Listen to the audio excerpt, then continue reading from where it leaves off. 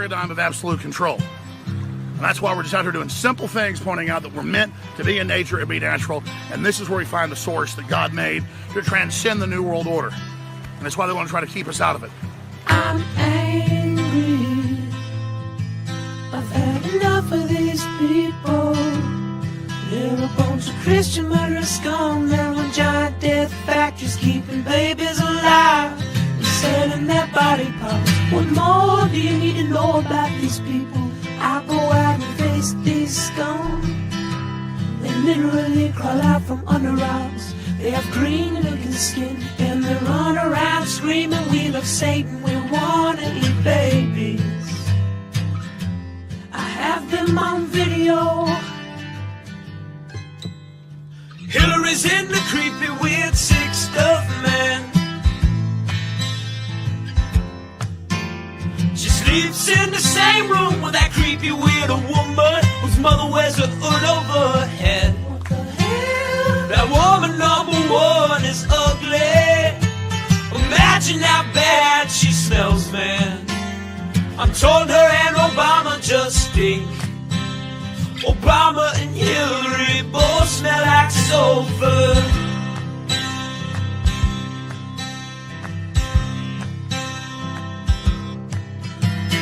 Literal vampire pot and the goblins are hobbling round coming after us. My spirit gets close to that evil and I feel it go.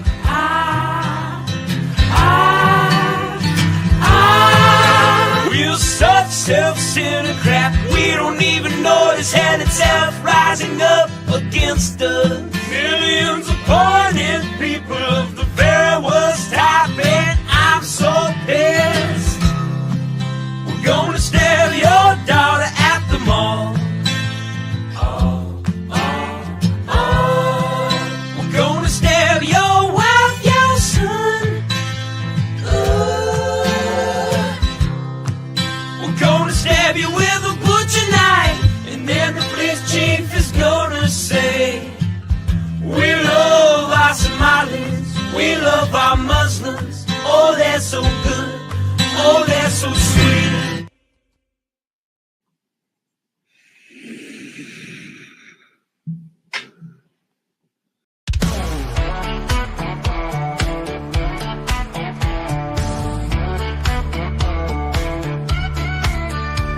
I'm sweating like a country pig. I'm gunning beers and taking swigs of ice cold Jack. We're at the track, it's racing day, we're getting smacked. I never really understood this NASCAR shit. I thought, how could I be impressed when cars go left? But then I went and baby, it's the best.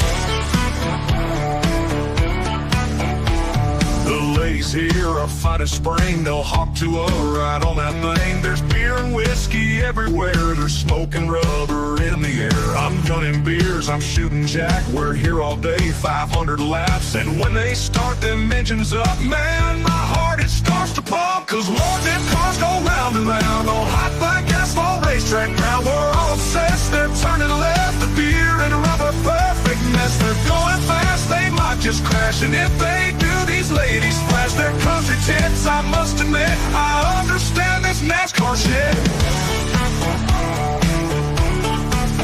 It's not loud, we're in a crowd. We're watching cars go round and round. We're in the South, the USA. We fly that flag each goddamn day. And when it's time to watch a race, we crack a beer right on our face. We watch them cars go fast and left. It's NASCAR shit's the fucking best. Cause Lord, them cars go round and round on hot black asphalt racetrack ground. We're all obsessed, they're turning left. I'm drunk as shit, I love this mess. They're going fast, they might just crash. And if they do, these ladies flash their country tits. I must admit, I understand this NASCAR shit.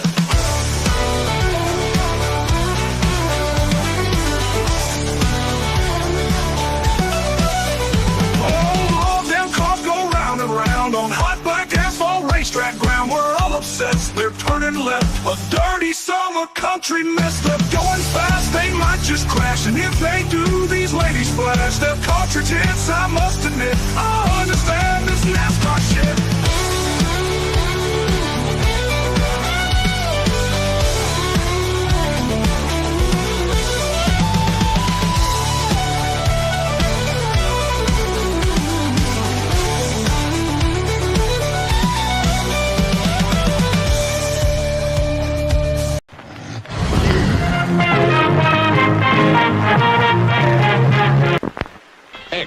Persons under 18 will not be admitted.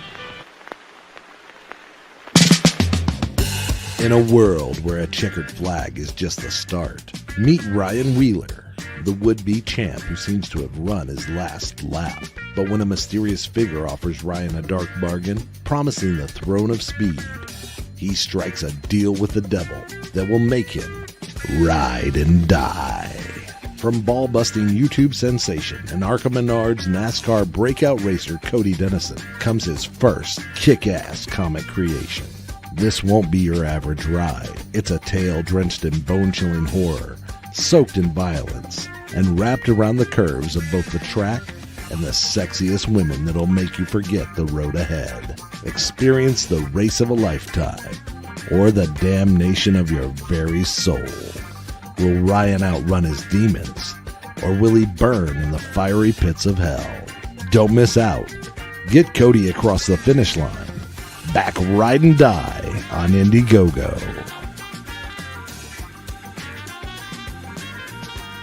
I have read a lot of books, and I think I'm a smart man here.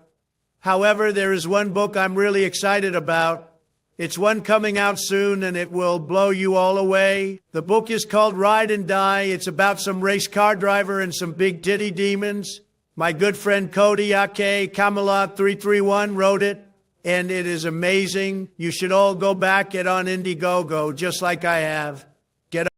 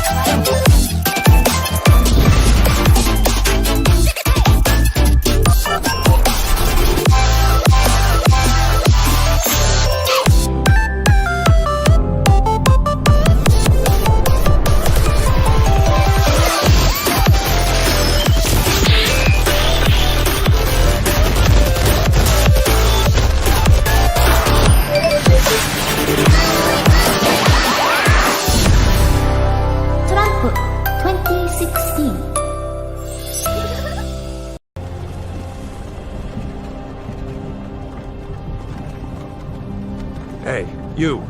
You're finally woke.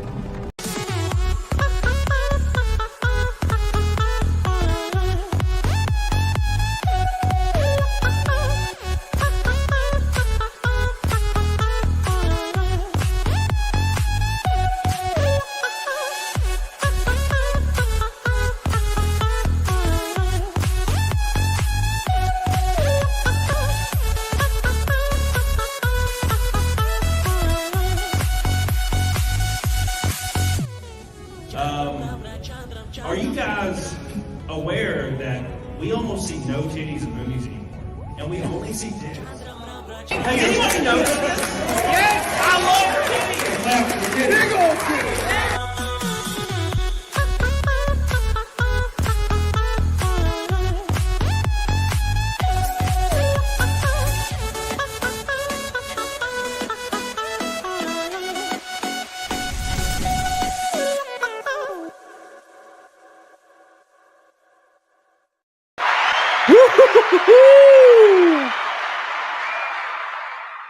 Welcome back, you beautiful, beautiful people. I'm so excited to see you again. I know it's been a weird week, but I've been all over the damn country this week, and I'm finally home. I get 2 weeks off until I have to go to Bakersfield, California, and I get to spend it with my boys in the Camelot. What's up, boys? Oh, my God. I'm so excited, boys. As you guys know, yesterday and the day before, I was in Daytona Beach, USA, testing my new Daytona car for the NASCAR season starting. Car's fast. We ran a 174 miles an hour average speed by ourselves with zero drafting. We were 7th quick until the drafting started. Then we dropped to 40th because, drafting. It's a big deal. It's 10 mile an hour faster than drafting, right? So we wanted to work on single car speed to get the car really dialed in because we're locked into the race, right? We don't have to go out there and beat and bang on test day. We're locked into the race. Half those cars at the test are not locked in. We are locked in, okay? So don't forget, February 15th, we're going to be racing at Daytona in the CAMELCAST machine. Don't miss it. Also, a very big announcement coming like tomorrow, I think, or the next day. It's going to be all over social media. You guys get ready for it. Oh, yeah, dudes. Anyways, we got a lot to talk about today. We hit 100 likes. Woo! We have so much to talk about, boys. We're finally going to talk about GameStop for the first time in, I think, 9 or 10 months. Finally. And I'm waiting for the first comment to say, why are you always talking about GameStop? I'm waiting for it patiently. I'm like, it's been 9 months, goddammit. And then we're going to talk about, we got a lot to talk about, actually. I have so many freaking subject matters, I can't even keep up with it, man. Can't even keep up with it. So, when's the schedule coming? What do you mean, like the races I'm running? Are you talking about truck series? Or what are you talking about? So, truck series, I'm running Martinsville, Rockingham,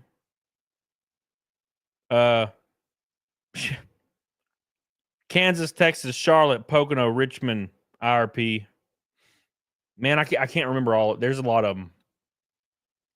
And ARCA, we're obviously Daytona. I'm working on Phoenix right now, and I'm working on Talladega as well. So, as much as possible. What's up? How you doing? We're going to see. Donna, what's up? I've been waiting for an announcement too. Look, it's been a very hectic time for everybody, but we're good, Good, Josh. I'm glad. I need to see my little dude yelling at me. All right. Thank you guys so much for joining. We're going to have a great show today, so make sure you hit the like button, okay? Don't act new here. Charles Salmon says, you sure you're not a GameStop shill? The more garbage you dig up and expose, it seems like it helps your stock price. Yeah, so one thing I like to repeat to people, always, is GameStop as a company has nothing to do with its stock price. They are not connected in any way, shape, or form. Right? The stock price and the company that you see, like the store that says GameStop on it, they should be named something else. They're not the same thing. Now, granted, it is the stock price for GME is GameStop. But nothing that happens in stores or is going to happen or doesn't happen affects the stock price in any way, shape, or form. For example, they do not have an operating profit, and they have not had operating profit in 7 years. The first time they reported a profit was because it was a net adjusted profit because they closed stores and they laid off 50% of their corporate office. It was a net adjusted profit. They didn't make any money. They just fired enough people till they got that money that was already committed back, right? That's how they got their profit that year. The company doesn't make any money. It just catches it on fire. But people keep investing because they're hoping that the stock price will go to the moon and they'll make $1 million and they can buy Ferraris. So it's like meme coins, basically. God, my heater is burning my feet right off to the ground. So it's laundering. I don't know. Michael Nair, what's up, buddy? How you doing? Speaking of how you doing, we have a giant red boy from Billy Hatcher. Oh, my God. Oh, my God. First red boy in a long time. Place you get for testing. Have you got any sponsors yet? I've gotten 2 sponsors for Daytona. I need one more. I need one that's roughly a $10,000 sponsor. I'll be transparent because I never really, it's kind of hard to figure out numbers and whatnot. But I think a good $10,000 sponsor would save my ass cheeks. But as of right now, I'm so close that I'm just gonna go, and I'm gonna run the race, and I'll have 2 weeks to figure out if I'm gonna lose everything. So I've kind of committed to it already. It's going to be interesting. It'd be sad for a NASCAR career to die in flames over 10 grand, but it's possible. We'll see what happens. Thank you, Billy. I love you. I appreciate you. Get the hell on it. Doggone it. With the first Red Boy of the night. That puts us a fifth of the way to Naked Snake for the 406th stream in a row. My God. Thank you guys so much. I love you. Love you, Diecast. Appreciate you. Thank you, Billy. We love you. You guys are the goats. The goats. Terrible YouTuber says, as Cody asks for money again, I am once again asking for your financial support, terrible YouTuber. Thank you, Billy. All right. At any rate, let's get the show on the road. We're going to be talking about some GameStop today. We're going to be talking about some LA fires today. The LA fires has been a very, very interesting thing to look over the last couple of days. Okay. And I don't know if it's a sign. See, look, I do not believe in like the divine. I don't believe in a lot of, I'm not a very spiritual man. And I have no problems with it. I'm just not who I am, right? It's just not, I've never been that way. So it's all good. But man, there's something about LA burning to the ground and all these celebrities losing all their homes. There's something about it. Because you know, like when it comes to celebrities and backroom parties, they are the most corrupt, degenerate people on the face of the earth. Right? Because laws don't apply to them. That's the scary thing. So the fact that they're all just burnt, all their houses are just burning down is, it could be anywhere in the U.S. and it's them. What's going on? It's spooking me. Exactly, Mount Feldmore. Exactly. I said that shit last week. It's like Saddam and Gomorrah. It's what it's like. Fidelio! You can't be changing your picture on me. Although I like this one, Fidelio. Thank you guys so much. I love you. Oh, my God. No, Ali, there was no smashing of the Melanie. I would, but I respect her. I don't think she's like that. Anyways, LA shouldn't have booed Hulk Hogan. Damn, son. That's fucked. All right, anyways, it's fine. Okay. Anyways, we're going to look at this. Okay. Boop, boop, boop. I can't feel sorry for celebrities. It isn't. I don't feel sorry for the like losing home thing. It just, any kind of strife that's not really super deserved is not really very fun, right?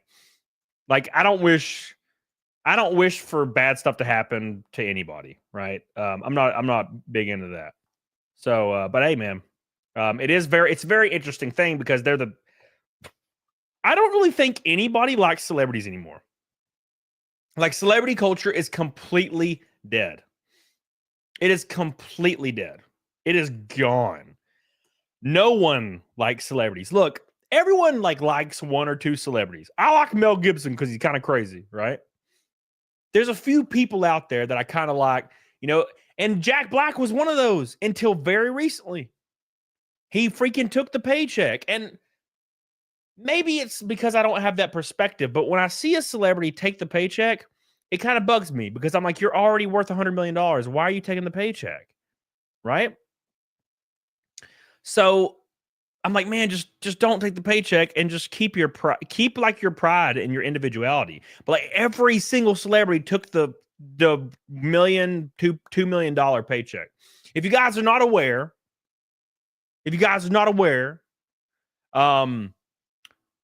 celebrities were paid $1 to $2 to $10 million. I think Beyonce was paid $20 million to endorse Kamala Harris in the election in November, right? A lot of people don't realize this. It was completely public knowledge. Celebrities were paid upwards of $20 million to endorse Kamala Harris for president. They were paid to do it. They didn't do it out of the goodness of their heart. They were completely paid to do it. So when I saw Jack Black do the thing, it broke my heart. I'm like, dude, did you really take the paycheck? Fuck no. He took the paycheck. And now I can never look at him the same. And I always try to separate it, right? I always try to separate the celebrity and their personal life and what they say from their art. And it's getting harder and harder and harder every single day. It really is. Terrible YouTuber says, I'd endorse Kamala for a few million. I'd endorse Kamala for 500 grand. Easily. But I'm not in that position, right?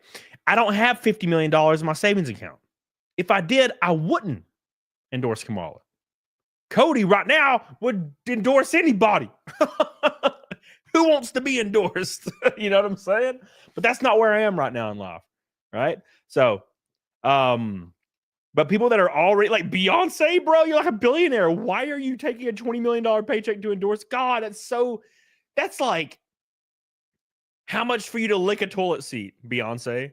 I got 10 million. Will you lick a toilet seat? Yes. Like, what do you? God, it's just it's so unhuman and gross. It's just really weird to me. But at any rate, we got a lot to talk about. I don't want to get completely sidetracked yet. Okay, all right, guys. So don't get me too sidetracked. I know you're trying.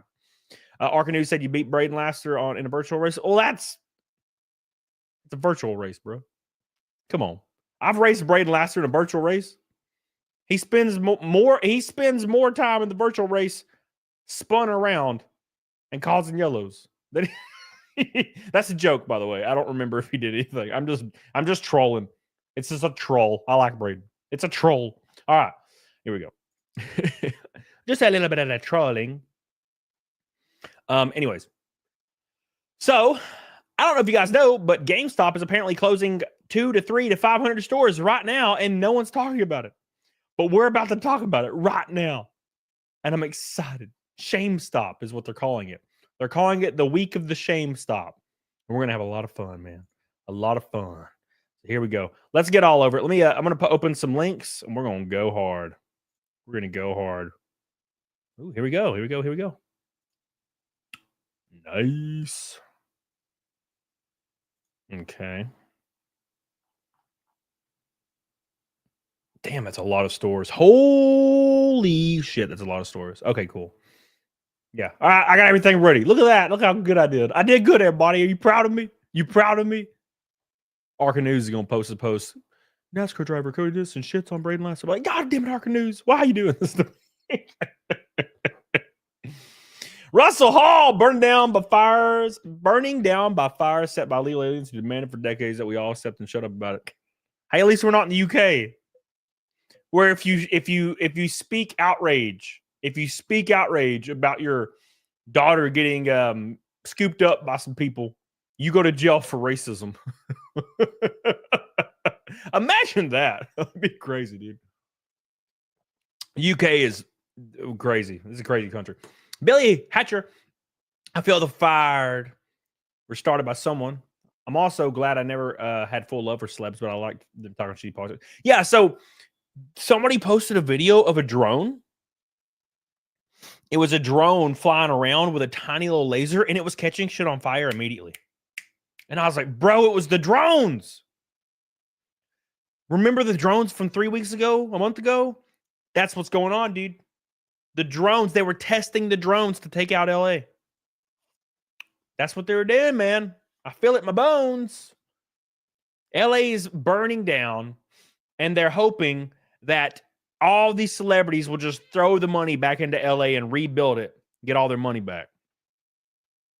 Sheldon Hall, you sure don't want your management position? No. No,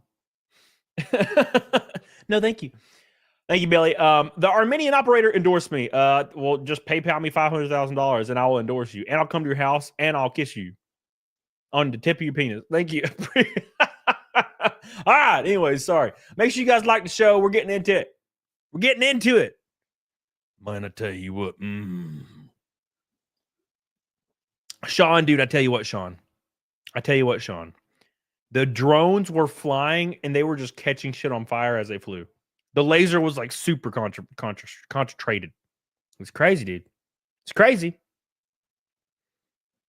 It's crazy, man. So at any rate, look, again, I don't want anything bad to happen to anybody. I just thought it was very strange how it's happening to celebrities who 99% of them are the scum of the earth. Not only do they think everyone is beneath them, but they actually see people and go, ooh, gross. You ever seen that episode of South Park where they get a Whole Foods and the homeless people start hanging around the Whole Foods because they get kicked out of the Sonopa? And Randy walks out of the Whole Foods and he thinks he's hot shit because he shops at Whole Foods. right? He thinks he's like a above the board white person, and he's PC culture. So he's always talking about how marginalized people are, and he supports marginalized people. But when he sees actual homeless people, he like loses his shit. He like walks out of Whole Foods and he's like, "Ooh, gross, ooh!" And somebody's like, "Do you have some spare change?" And he's like, "Ooh, gross, no." That's these people. They pretend to support all these marginalized people, but by God, if they have to see one of them some bitches in real life, woo, ew, ew. No, thank you. Sean Smith says, "How you like a NASCAR, man? It's wild. It is wild. Never in my wildest dreams.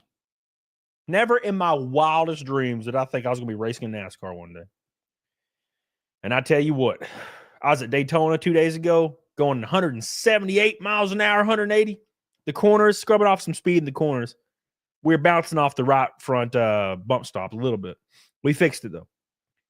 And we're racing there in about a month from now. We're racing there.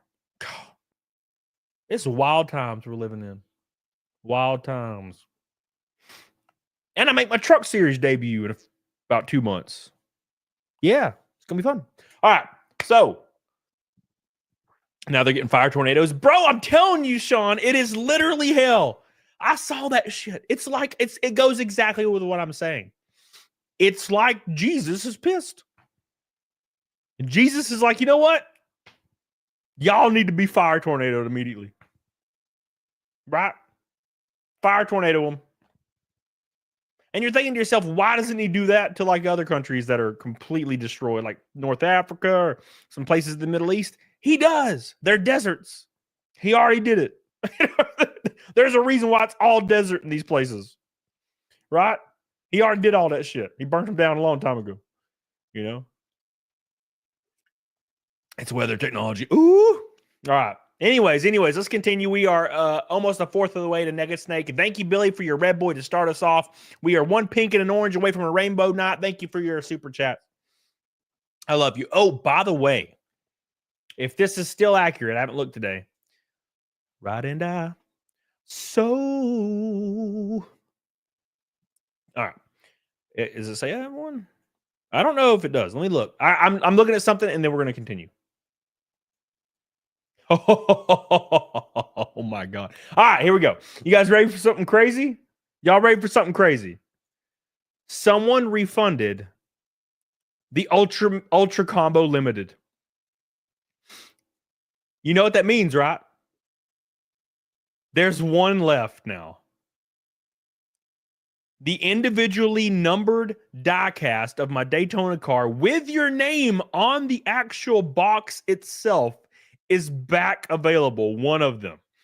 It also comes with every copy of the book, signed t-shirt, and VIP tickets to any race you would like to go to. That includes my truck series races, by the way. Isn't that crazy? There's one left. It could say Tug Simp on it. Isn't that cool? Go get you one, boys. Go get you one. There's the link in the chat. Get on it, doggone it. Make sure you go back to campaign. And if you haven't backed it already, go back it, you bastards. What are you thinking? Come on. Support your boy's book. It's my first book. It's looking slick. We're at $50,000. Get on it, doggone it. How much is a shirt? I think it's 25 or 30. The art's being done right now. The chapter, I think chapter 3 or 4 is being done currently. It is going to be absolutely wicked. It's already written. It's already ready to go. It's just being finished right now. The tumblers will start shipping, I think, or start being manufactured in February, and so will the diecast. So get on it, doggone it. Don't miss out, boys. Don't miss out. Don't miss out. It's one left. Remember, those sold out in 3 days. They sold out in 3 days. Now there is one available. It's like freaking Black Friday for somebody in the chat right now. Go get you a pool. Get your pool, boys. Get your pool. All right, anyways. What's up, Wishmaster? How you doing, baby? So let's talk about some GameStop stuff. All right. Derek Huda. What's up? What about the book? Armenian removed it. Can you tell who refunded? Yeah. It tells me. Here we go. Oh, by the way, you guys want to see something really cool? Really, really cool. Okay, so I sold my NASCAR helmet, my rookie helmet, on the campaign. It was the $5,000 tier, and it sold. So what did I need to do? Right? Pius Priest, store 35787. I was 2989, 6747. I can't remember the other store numbers though. I used to know them all by heart. Those are the ones that were at the longest, I think. So I had to do something drastic, guys. When did the book ship? The plan is June. Can you do a payment plan, Josh? I have no idea if Indiegogo allows it. It might. They might. I don't know. So the goal is June, Armenian, but it could be sooner or later, depending on the art. So it just depends on how long the art takes. So I had to do something drastic, boys. Had to do something a little drastic. You guys ready to see a masterpiece? You ready to see it, boys? Here we go. Here we go. Get you pulled. I knew Derek Huda would get it. I knew my boy would get it. I don't know how this closes. Oh, okay. Look at this. Oh, it is now NASCAR approved, by the way. You can tell right there. Shine, I'm so shiny. Oh,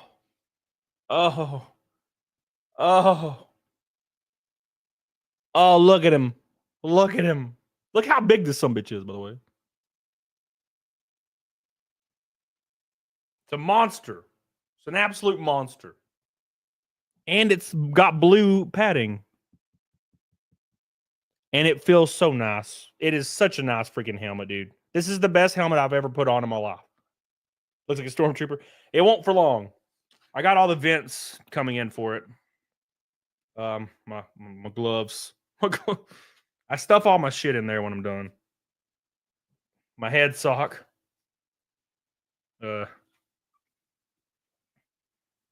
Put it on, someone says. All right. I'll put it on for you so you can see how goofy I look. So you can see how the goof I am.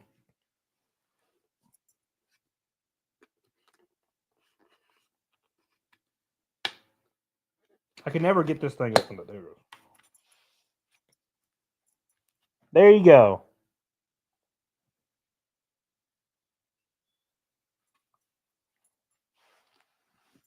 It's a very, very nice helmet. And luckily, I didn't have to pay anything. So, part of the new deal. Thank God. All right. Let's start the show. Sorry, guys. Is this one getting painted? It'll probably get wrapped, but I kind of like it. I might just put TimCast logo like right here. And just like keep it like this. Because it's like something about it. The simplicity of it, it's just really nice. And then I'll auction this one off next year. And then I'll probably never use another helmet. I'll probably just keep getting this one over and over. Because it is nice. Okay. Time. All right. Now let's start the show. Sorry, guys. The people in the chat keep just making me do things. Dance, monkey, dance, they say. Just to eat soup. Yeah, dude. I gotta do what I gotta do to be successful, Art.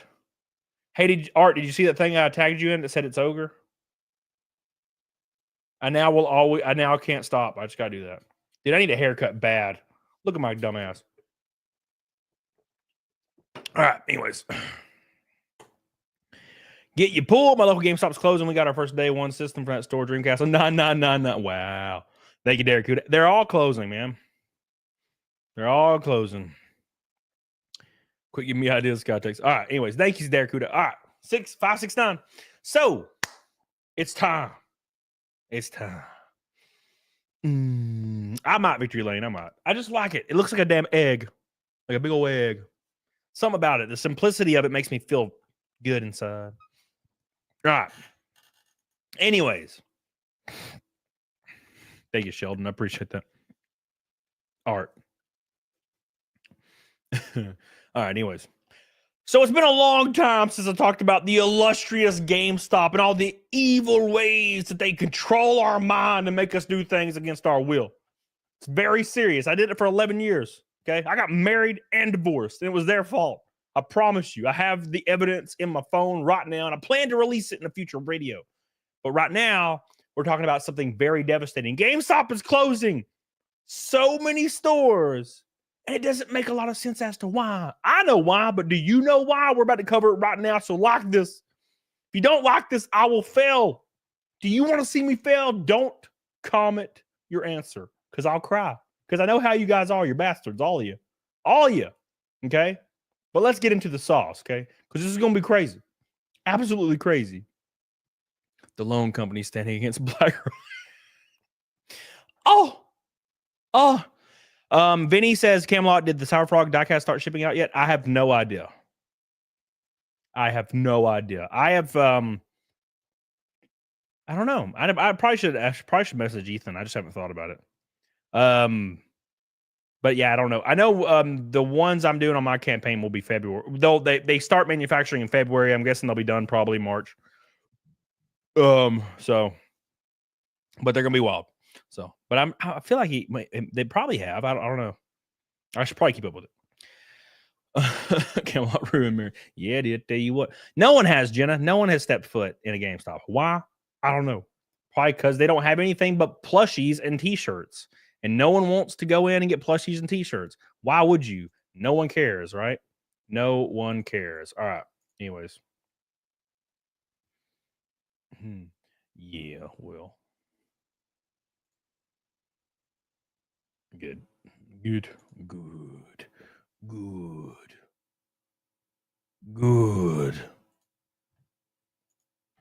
Got to make sure I remove all my bookmarks. I got to remember to remove my bookmarks so you guys can't see my porn. It's very important to me. All right. We did it. I removed my porn. Sword and Scale. Why is the world in trouble? How you doing, buddy? Why is the world in trouble? It's on fire. All of our precious celebrities, Sword and Scale, are losing their homes. Whatever will we do? Karis! GameStop news is back. Bring back the old days. We're here. We're here. I've listened to your feedback, and I've determined that we will only talk about GameStop from now on. Karis, what a pink boy. We're now one orange boy from a rainbow night. Oh my God. Thank you, dude. I love you. And thank you, man. Thank you. I was freaking 200 yards from the racetrack. Good times, man. Good times. Prayers for Mark Hamill. Oh, I tell you what. Thank you, Karis. We love you, dude. Chris Hinckley, what's up, baby? Did you see Cletus was testing for? Oh, yeah, he was standing right there. He was standing right there. Yes, I saw him. I saw him in real life testing at Daytona. I was also testing. Why don't you care about what I was doing, Chris? Okay. Why don't you care about what I was doing, Chris? I was also testing the car at Daytona. But you're only worried about Cletus. Why? Sword and Scale. I was trying to be sneaky, bro. Well, welcome back. I love you, dude. I appreciate you. Thank you for your super chat, my man. I love you. All right. Let's continue. Let's continue the show. We got things to talk about, okay?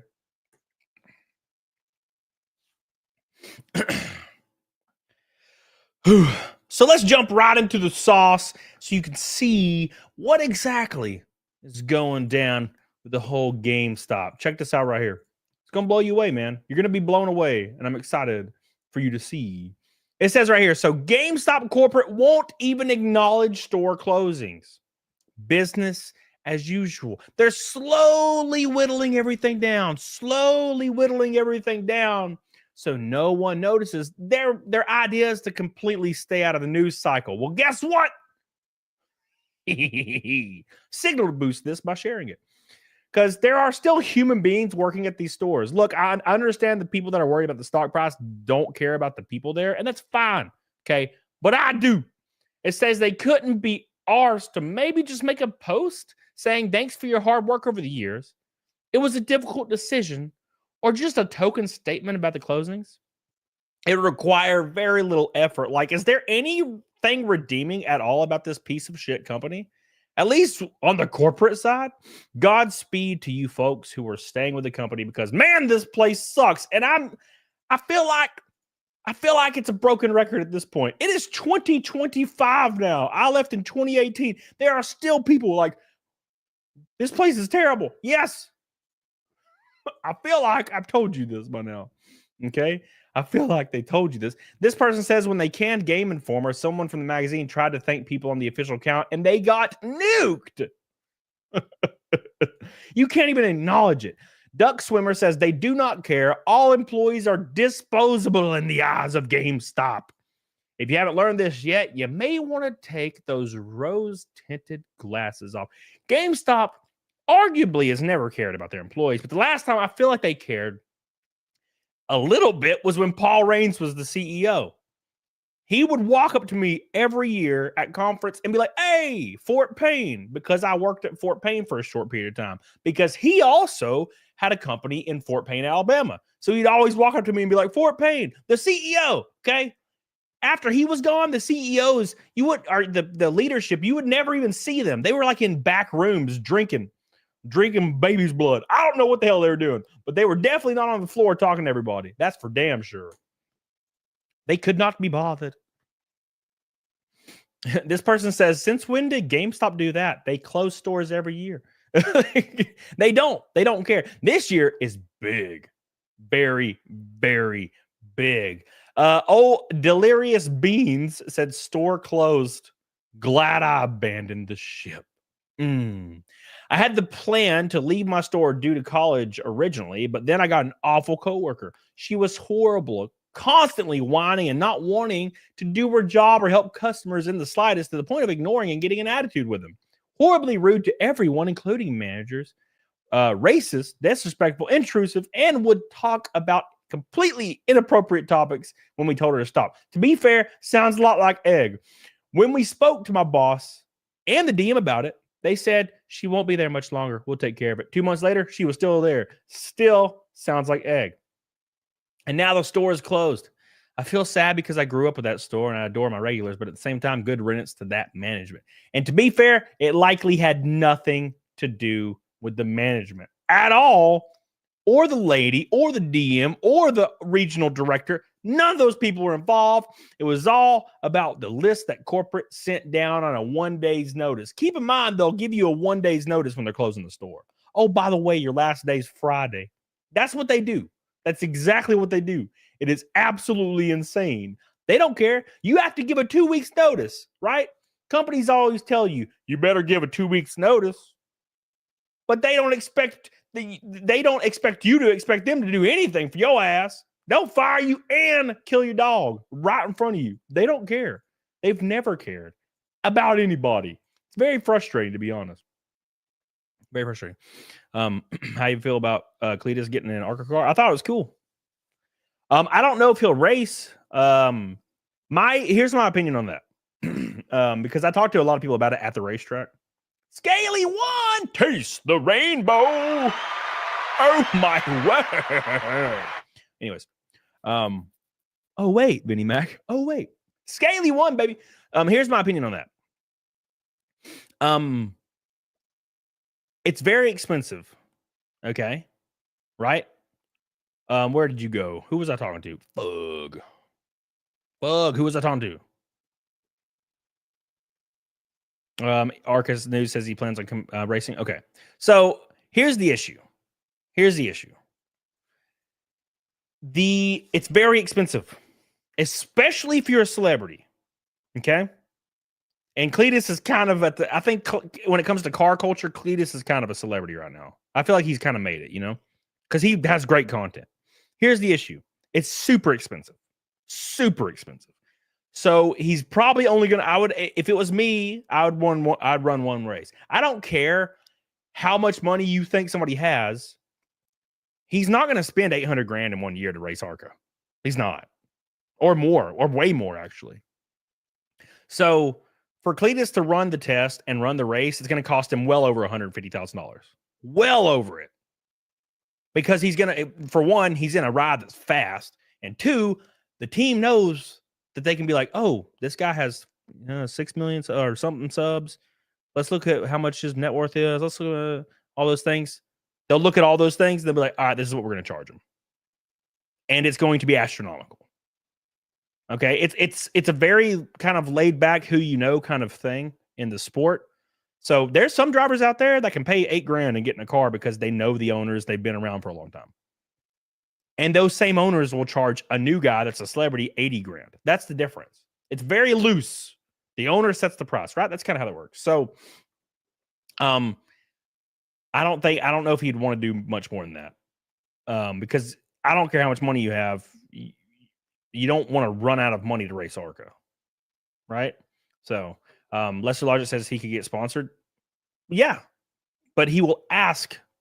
The teams will ask that money from the sponsor. Like, you're still paying the money. It doesn't matter if you're sponsored. You're still paying that money. So, we'll see.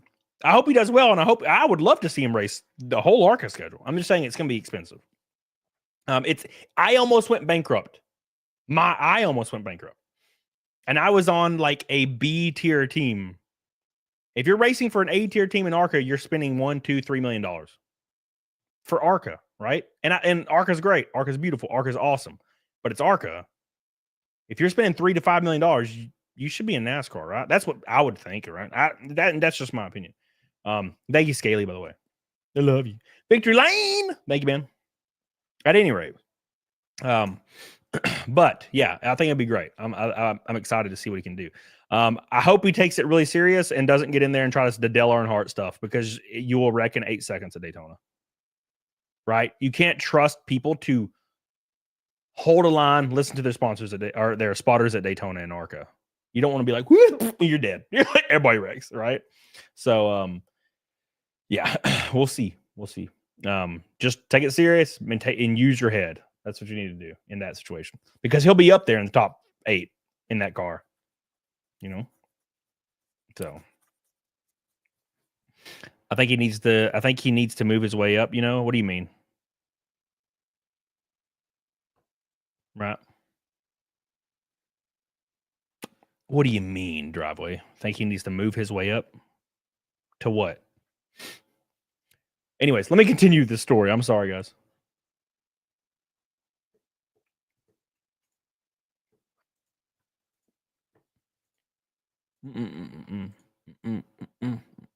I think the best thing you can do as a race car driver is get in a B tier ride and hang around the back and learn the ropes, and then work yourself up. There's a lot of people that get into like the best rides possible and they're running top 3 and they're getting in wrecks every weekend because it's just, you know, he thinks he needs to start from the bottom. The bottom of what? I don't understand what you're saying. And I'm not being an asshole. I promise. I love you. I'm just saying I don't know what you mean. What do you mean starting from the bottom?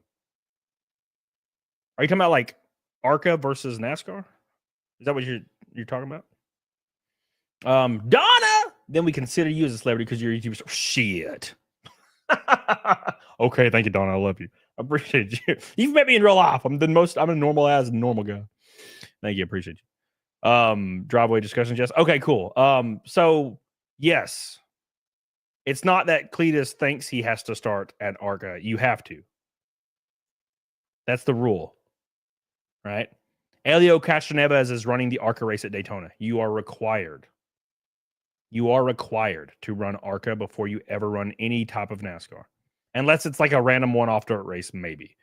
I don't know the specific rules in like the short track and the dirt race stuff, and the road course stuff. But for super speedways and speedways, you have to run in ARCA, 100%. It is the rule. It is the rule. So, yeah, he has to, obviously, yeah, he has to start there. Because NASCAR won't let him do anything else. And then once you do that, you can't just run you can't just run like Charlotte, right? In the Truck Series or in Xfinity. He would have to run Bristol or Martinsville in the Truck Series, and then in the Xfinity Series, right? And then get approval. It's a long process. Anyways.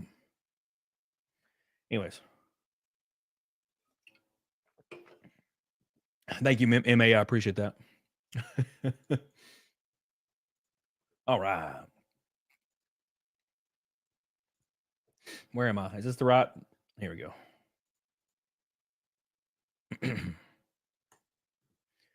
And here it is, the giant list. And this is the biggest one I've ever seen by a mile. This is just January 2025, guys. This is the list of GameStop store closures in just the United States. 2025. This list is massive. Absolutely massive. And you can kind of tell that GameStop is trying to get out of the brick and mortar, the physical store business, and go directly online. Keep in mind, their stores have nothing to do with the actual stock price or investors. They've kind of learned they don't need this anymore. Like, they don't need these stores. They can just get free money from investors and kind of just mess around. The only thing they did was create an NFT marketplace that cost $80 million, and then they closed it in a couple of months. That is the only thing GameStop's done in the last 5 years. And people still throw $100,000 at it trying to get rich, right? So this is your store closure list. Hundreds upon hundreds upon hundreds. And this is just early January. It's going to get crazy. And to be fair, this should have been their strategy all along. They should have closed all the stores. Once I noticed that the stock price exploded with zero operating profit, I'd have been like, yeah, dude, close all the stores. Cut the cord. Get rid of all of them. Because apparently people will just give you free money. So just kill it. Get rid of all these stores. You don't need these rents. You know what I'm saying? Look at all these stores. And you probably see one of your stores on here. I know I've had 10 people message me in the last day, and I don't even talk about GameStop anymore. And I still had 10 people message me about this. Bro, help. I'm like, dude, I can't help no more. I've done all I can do. I've done everything I can do. There's nothing left in my soul anymore. It's crazy. It's absolutely crazy. And I don't know. I don't know what's going to happen. But I do think that the best strategy is to get rid of all the stores. Get rid of all the stores, man. Get rid of all the stores. All I know is the ones even in my hometown where I live currently, they're all gone. They're all gone. Even the main one that's in our busiest area is gone now. Because they're not profitable. They do not have any operating profit anymore. All they have in the stores are action figures and clothes. It's not a game store anymore. Close her down. Close it down. Maybe keep 4 of them in like giant cities as like a thank you to people. You know, kind of like Blockbuster did for years. Blockbuster had 1 store left that was like independently owned or something. Do something like that. And then just soak up free money from investors and just buy mansions. That's what all the executives are doing. They're just buying mansions right now. So that's your list right there. Freaking insanely huge list. Massive list. Hundreds and hundreds. Hundreds and hundreds. And keep in mind, GameStop corporate's not letting anybody know. They're not going to let you know. You're going to get an email when you walk into work and get on to the GameStop operating system. I forget what it's called now. I don't even remember what it's called. It's been so long. I finally have escaped it. It's out of my mind and soul. It's like GS or something. I don't remember. But at any rate, you're going to get an email. And it's going to say, your store is closing tomorrow. Eat our asses. Bye. You're going to get a week of severance. Jump off a cliff. That's what's going to happen. Rest in peace, man. Make sure you guys share this, especially if your store was on the list. Comment down below if your store closed. Let me know. Let me know. Send me a message. It's time to go crazy, boys. It's time.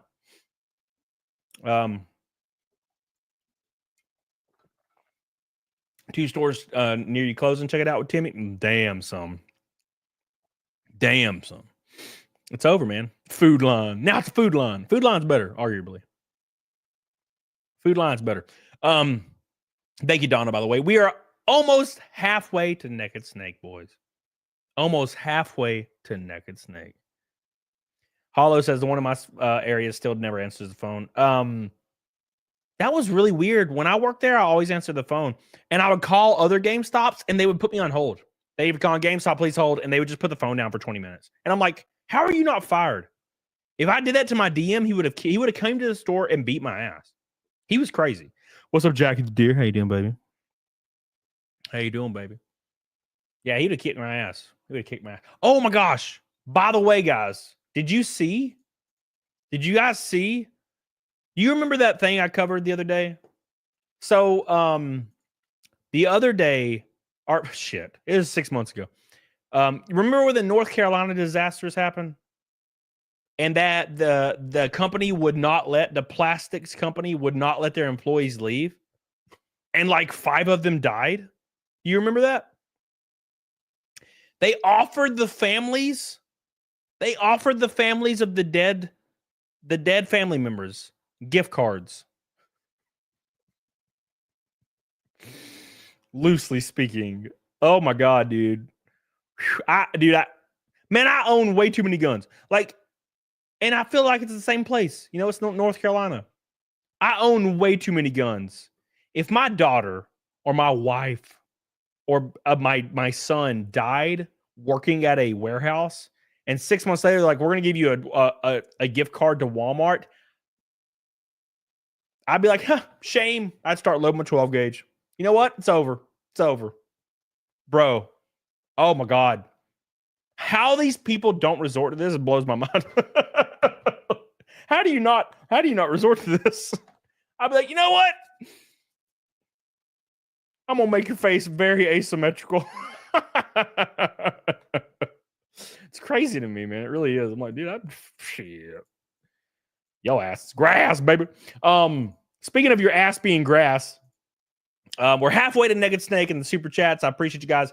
And we have, just for today only, we have one Ultra Combo limited edition die-cast comic book VIP ticket tier available on my book campaign. Today only. Don't miss it. We sold out of these in 3 days. We have one available. Go get it. Don't miss it, boys. Do not miss out on this one. Once in a damn lifetime chance, baby. Once in a lifetime. All right. Anyways, Volvin says decades of social programming from public schools is why that doesn't happen. You wouldn't even go to jail very long, I don't feel like. Crime of passion, right?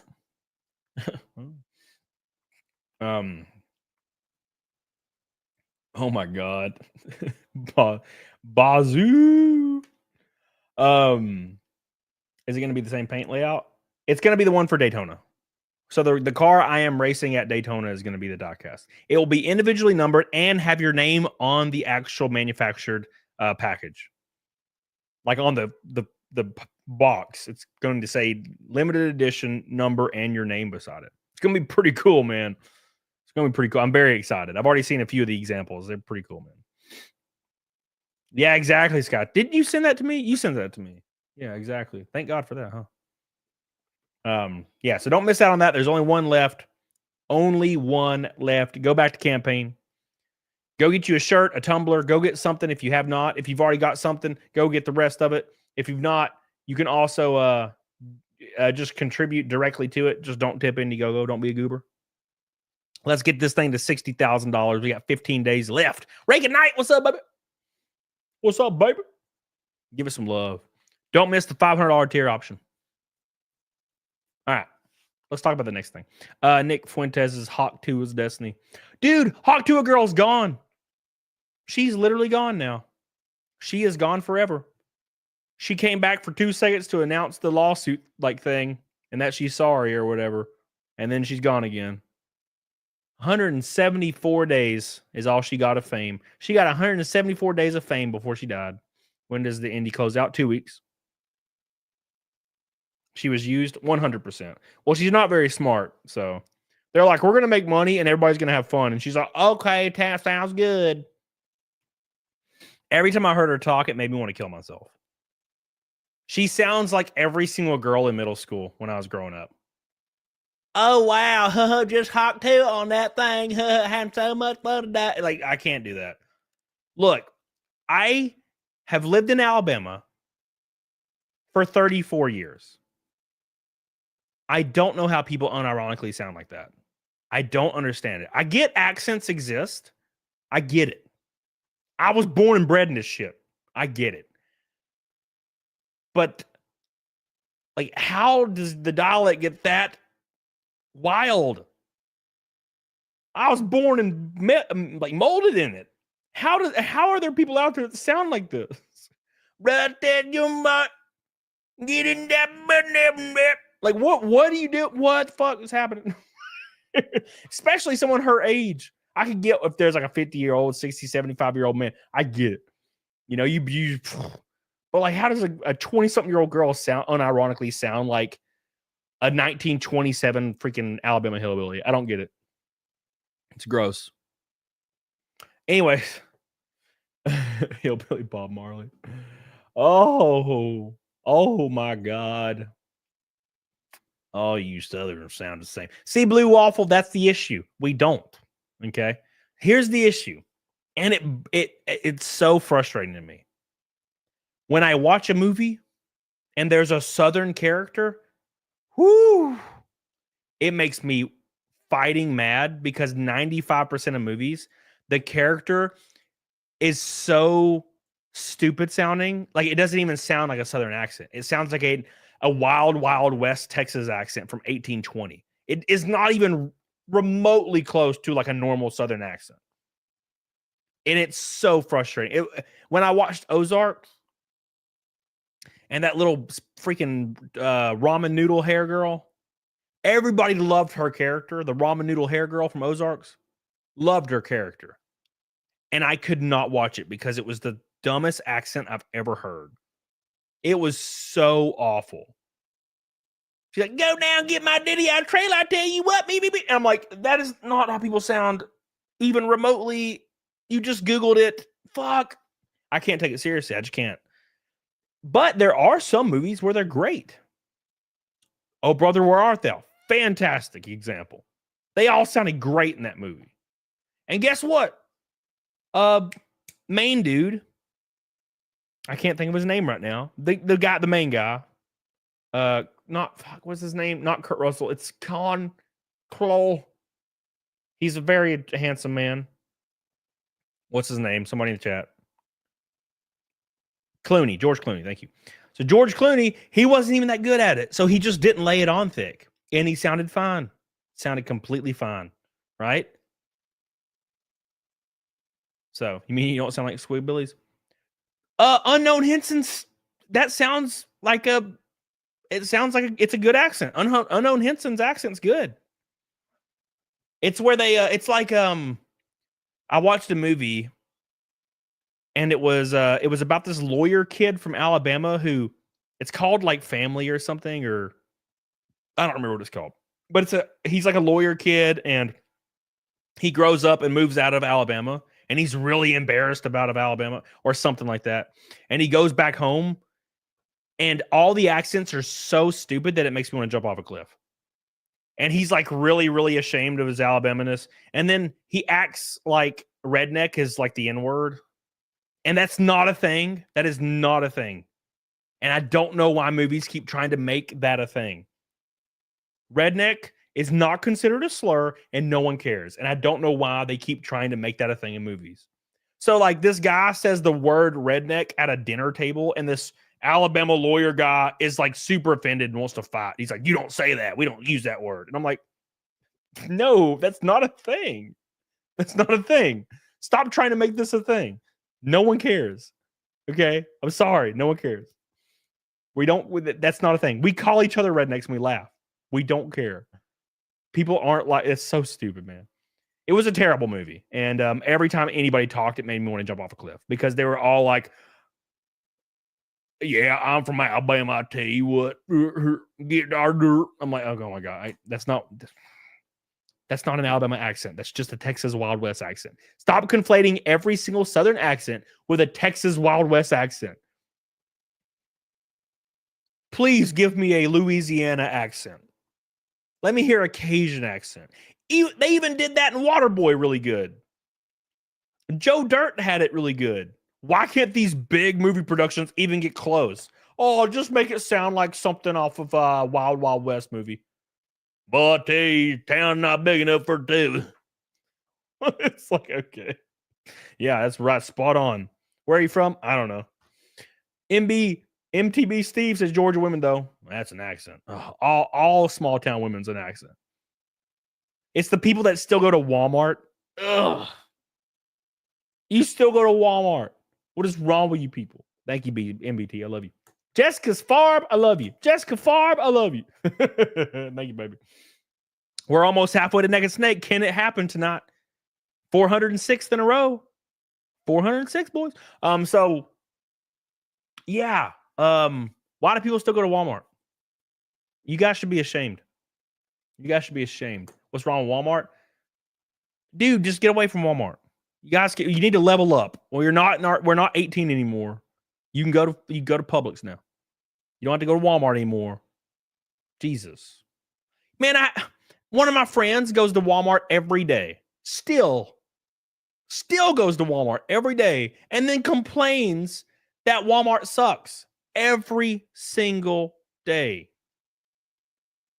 The lady at Walmart was really rude, and then they wouldn't do my thing, and then they said this, and blah, blah, blah, and I was just so pissed off, and I was like, why do you go to Walmart every day? Why do you go to Walmart every day? Why? There are other options. There are other options. Oh, but it's like $1 cheaper. Bro. Stop selling out. You're selling out. Live life comfortably. Okay? Come on. Go back. Ride and die. There's one VIP tier left that comes with the custom diecast of my Daytona car that you're going to see on Fox February 15th. Fox. Don't miss it. Right there. Go back it. Help your boy out. Help your boy out. We have to get to $60,000 on the campaign so I can run Daytona. That's the goal anyway. So get on it, doggone it. Love you. Appreciate you. All right. Walmart brings things to you. What the hell? I go to Costco, man. Costco's easy. They put one right beside my house recently, and I'm like, yeah, I'm going to Costco. And I just go to Costco. That's what I do. Easy for my ass. All right. Plastics company.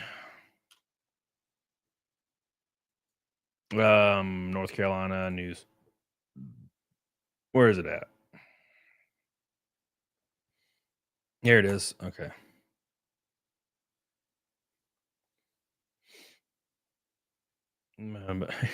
God, Jesus, bro. All right. Thank you, guys. All right. Here we go. Whole Foods is better than Publix. I'm not super into dudes, so I don't go to Whole Foods. But there used to be one beside my gym. Welcome to Costco. I love you. Costco's not better as far as quality. I didn't say anything about quality. I don't like going to Walmart because for one, I don't like going and pulling up in the parking lot. 2, I hate walking in the doors. 3, I hate seeing people that all are miserable and mundane and want to die. 4, I hate every single employee mean mugging me like they want to beat my ass. I'm tired of it. I walk into Costco, everybody's smiling, they're waving at me. I go get my stuff I need. I get my Monster Energies, my bacon, my cheesies, my egg whites. They box up my stuff for me. I get me a hot dog for $1.50. I'll walk out. It's the greatest thing in the world.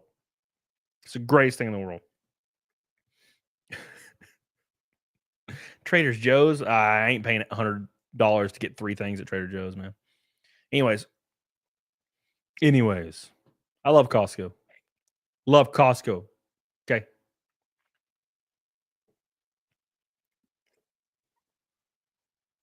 You go for the wieners? Yes. All right. Here we go. Costco is cool. Agreed. Yes.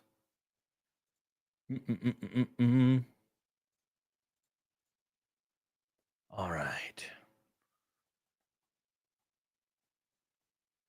Trader Joe's is kind of cheap here in California. California. It's like a jump scare whenever somebody says that. Okay, sorry. I'm just having too much fun reading the chat. We're almost halfway to Naked Snake, boys. Almost halfway to Naked Snake. Don't forget. 406 Naked Snakes. And also don't forget Ride and Die.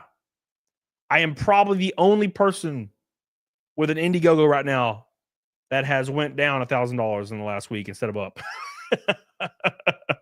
Because of that VIP. Somebody go pick up a VIP and save your boy.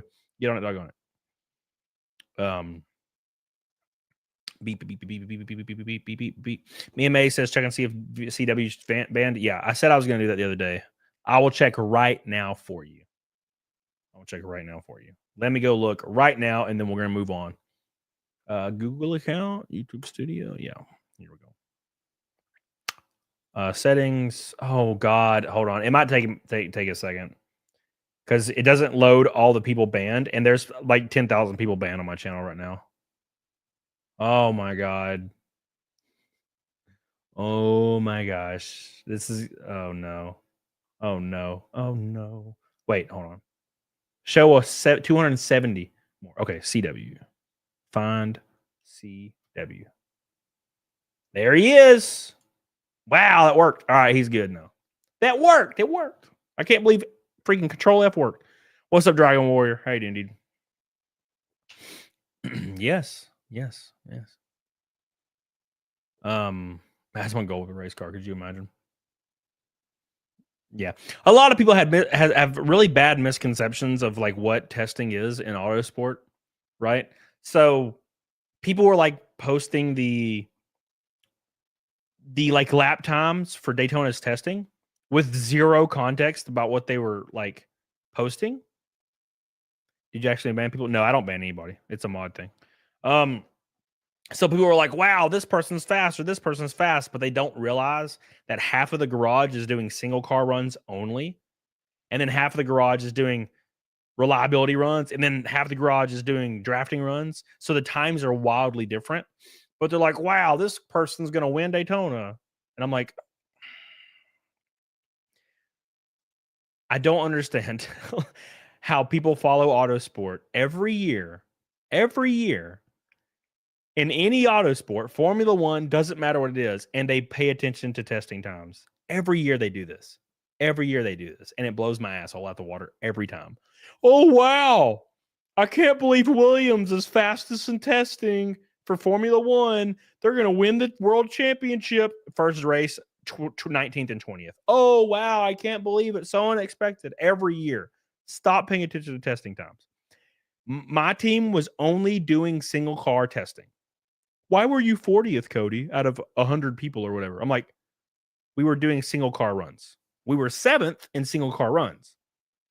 We did not do any drafting because we were trying to get our race trim set up just for single car runs because we're locked into the race. We don't have to worry about going out there and trying to be first on test day, right? And people are like, man, you were slow. I'm like, every year, same thing. Every year, same thing. Oh, the whole point was worrying about drag. We were trying to get the spoiler out of the air, trying to make the car have less drag with a single car run. That was the whole point of the test. And like, no, you have all these like celebrities doing their testing and trying to go as fast as possible because it's a publicity thing. We were there for different reasons, you know. Tristan, how are you? 5 weeks till Daytona. Where does that sound when someone's subscribe comes from? What sound? What are you talking about? What sound? Are you talking about like on my OBS? That's from Metal Gear Solid 5. Thank you, Tristan. I love you, baby. CW says Daytona race is February 15th. Chat, meet up, wear your Camelot gear. Get on it, doggone it. By the way, thank you, CW. Welcome back. I'm sorry you were hidden for some weird reason. By the way, don't forget, we're halfway to Naked Snake now. Can you believe it? Thank you, CW. I love you. CW with the orange boy. We're halfway to Naked Snake. It's time, boys. And don't forget, there is one VIP left out of nowhere today only on the Indiegogo. Don't miss it. You can come see me at a race. You'll get your custom Daytona car with your name on it and everything. It's going to be crazy. So exciting. All right. Now let's talk about the next thing. Okay, finally. Well, you messaged me, CW. I think, are you or somebody messaged me? And I was like, oh, okay, yeah, we'll figure it out, dude. We'll figure it out because you're my boy and I love you. Okay, Ramalama. What's up, baby? Do the Goomba. I appreciate you, dude. Let's go, baby. Let's go, baby. Daytona her. Yep. Yeah. Luckily, no one did the whole like. I think people are kind of like over trolling like my racing, because I've never really responded to it because I'm too busy racing to care. So they didn't yell at me for being single car running at Daytona. Wow, what a dumbass. What's up, Jackie? Hope you're doing good. It was Carrie. Oh, it was Carrie. It's always Carrie. Carrie's not here today just because she's probably going through some shit like she always is. I've had a bad day. Okay. Had a bad day. I went to my favorite store and they didn't have my wine that I drink 24/7, so I couldn't be in your stream. Sorry. Had a bad day. You know how it is. Oh my word. All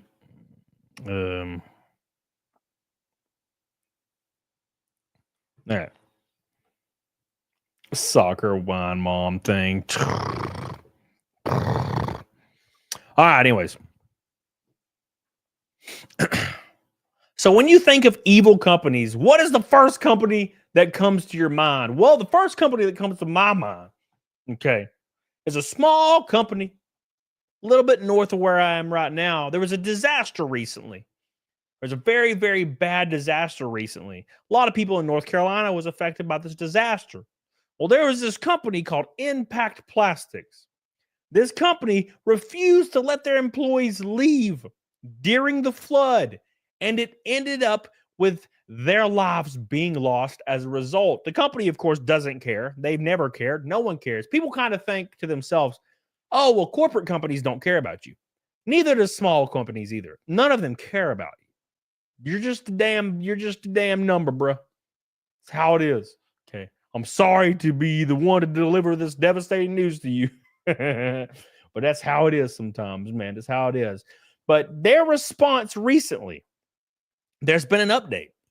Their response is unbelievable. And we're going to get into it right now. So share this for awareness and like the video and subscribe. Damn you. All right. Anyways, get on it, doggone it. Let's check this out. This is going to blow your asshole out the water.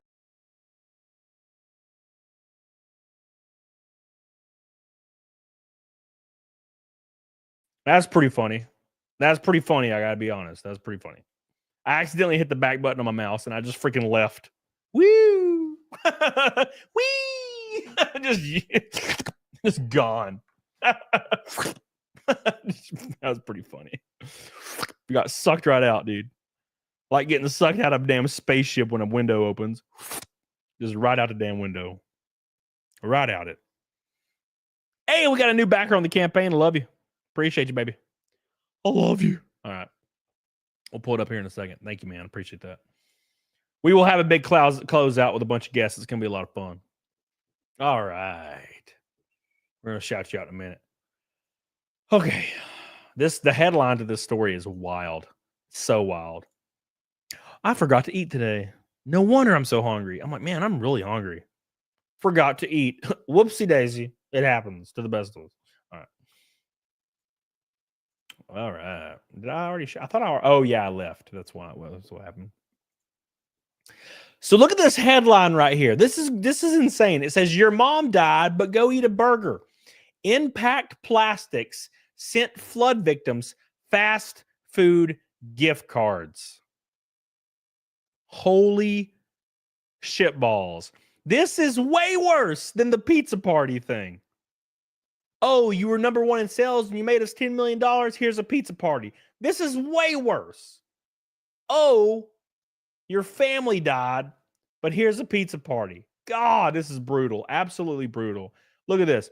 It says, families who lost loved ones who were killed at Impact Plastics last fall continue to grieve. While they say they have not heard directly from anyone at the company, the family said that the company sent them fast food gift cards. Wow. Thank you so much. I will now go get a McDouble in honor of my Uncle Henry, who drowned at your company because you refused to let him leave. Why would you do this? This gesture is insanely evil. It's just evil. It's pure evil. How can you be this detached from reality? I wonder what we could do. Could we release a statement? No. Could we say that we made a mistake and we intend on making it right? No. Send them a gift card to Pizza Hut. That'll fix everything. God, these dumbasses. Impact Plastics is accused of not letting employees leave in enough time to escape the flooding of Hurricane Helen. The company denies that.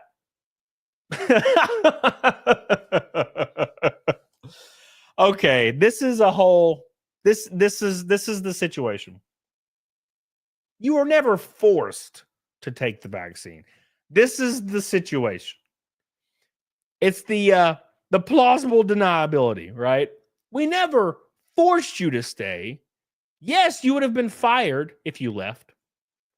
Yes, we told you you couldn't leave, but we didn't put a gun to your head and say you couldn't leave. That's how they're wording this. Exactly how the whole COVID thing went. Same exact thing. Same exact thing. Well, we didn't technically force you to stay. They're doing the whole thing.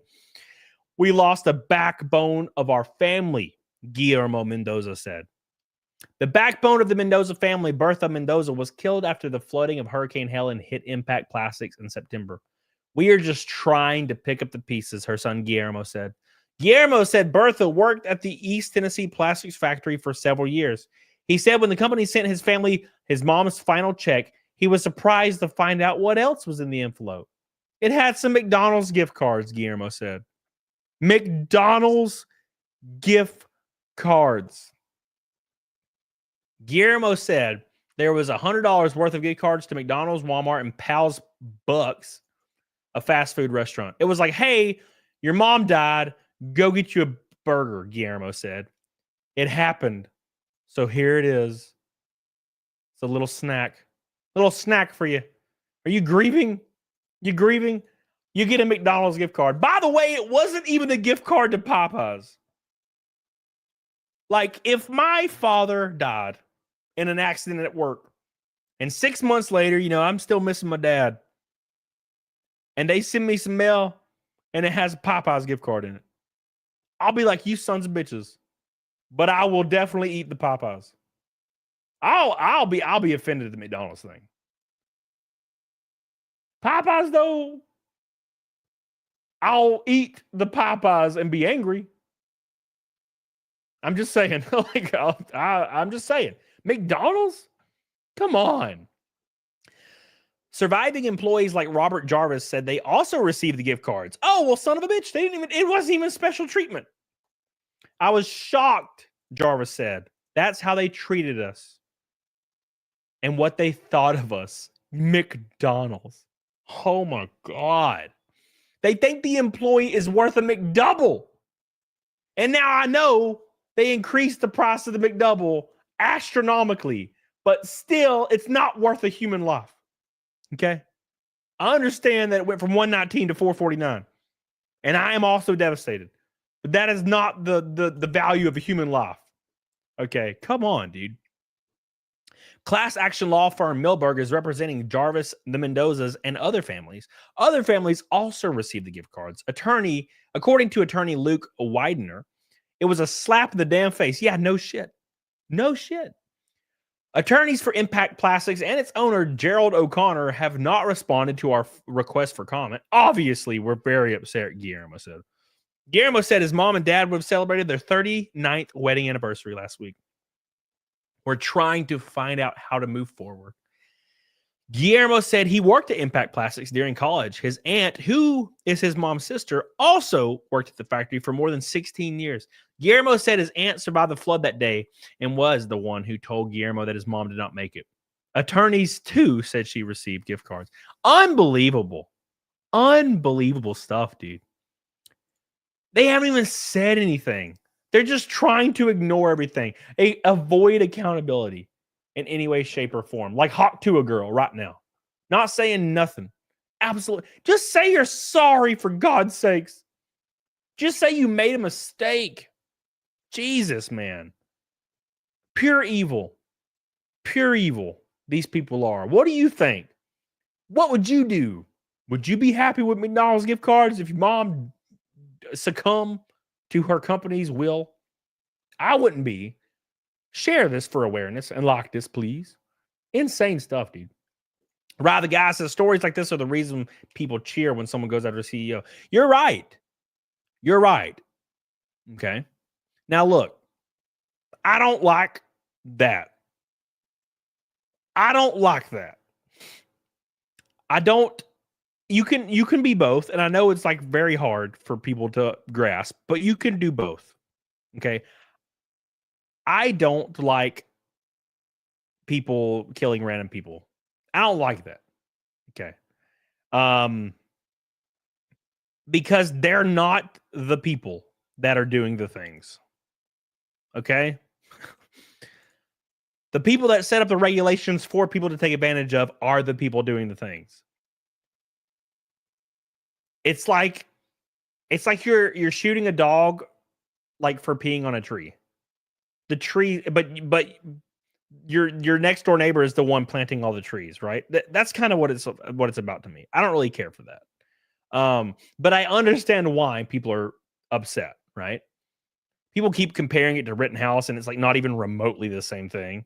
That was so frustrating. God, that was frustrating. Whew. All those people on Twitter that was comparing Rittenhouse to the CEO thing, I'm like, oh my God, are you kidding me? Random guy walking down the street. Yeah, it's totally the same thing as a guy that loves children for some reason, chasing you, and another guy having a pistol and another guy having a skateboard and like trying to kill you. It's completely not even remotely the same thing. But he crossed state lines. Yeah, I forget the law that when you leave your home state, you're not allowed to protect yourself from deathly harm. I forget that law exists. I try to remember it every time. Thank you, Rather Guy. We are officially halfway to neck a snake, boys. Officially halfway to neck a snake. Get on it, doggone it. Can we make it for the 406th stream in a row? I don't know. We'll see. Make sure you guys like the stream, though. We're almost at 300. We're doing it. We're doing it live. We're doing it live right now. Can you believe it, man? Can you believe it? Can you feel it? Can you feel it? Beep beep beep boop boop boop boop boop boop boop. All right, okay. Anyway, sorry guys, I'm getting caught up. I'm getting caught up in the sauce. I'm getting lost in the sauce, boys. Did you see that? Here, I'm gonna pull this up. Oh wow, the LA water chief. The LA water chief is paid $750,000 a year. The LA water chief. LA burnt to the ground, and the water chief's most important goal was social equity. The water chief, by the way. The LA water chief's most important goal was social equity, not fires. Man, I'm so glad I don't live anywhere near that damn state. What water? Question mark. How is this going to help us fight fires? What fires? Question mark. Oh, man, dude. Absolutely insane, dude. All right, we're going to pull that up. Water goblin. She looks kind of like a goblin. But yeah, whatever. Whatever. Get real. It's fine. Don't worry about it. Don't worry about it. Oof. Oh! Misty says, YouTube did not tell you we were live. Yeah, it's been a rough 2 months for my ass. So probably just January, but just like half of December.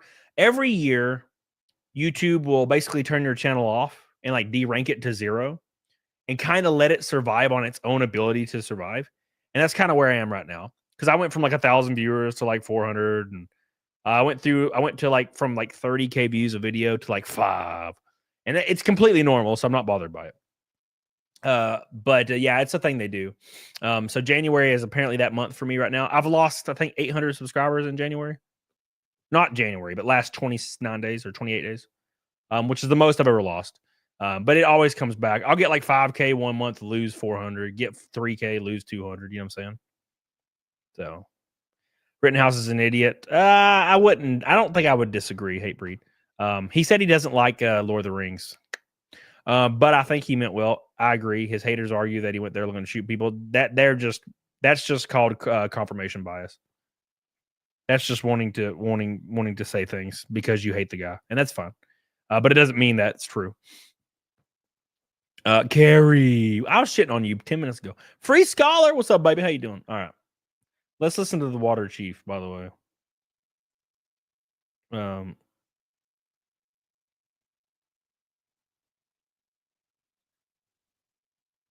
beep, beep, beep.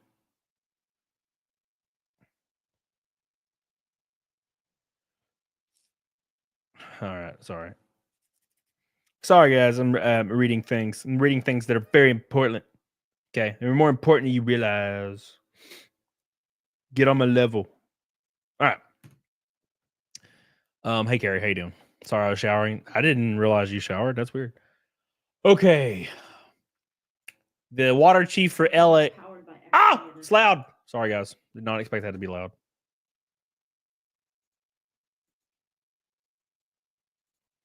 We've been banging out here just fine, Pickle. Oh my God, Pickle. Hey, by the way, Pickle, we're halfway to Naked Snake. How about you start banging on something else? What's up?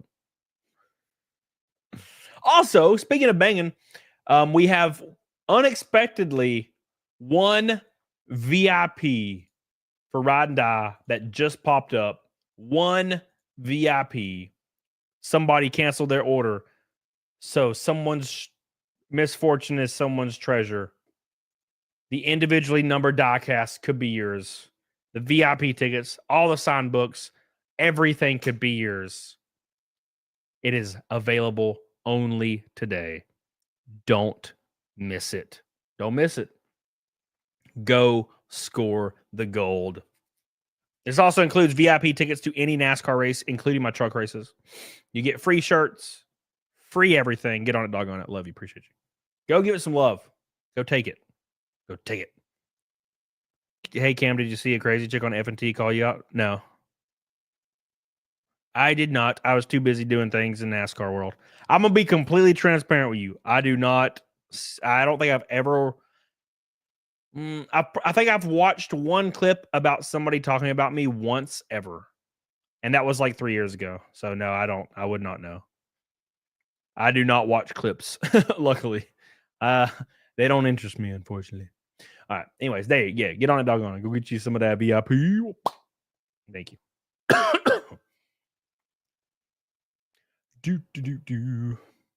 All right. Let's talk about this LA Water Chief. Ow. Gosh, I'm sorry, guys. I have like an itchy throat. Probably because it was cold at Daytona for a minute. I got me a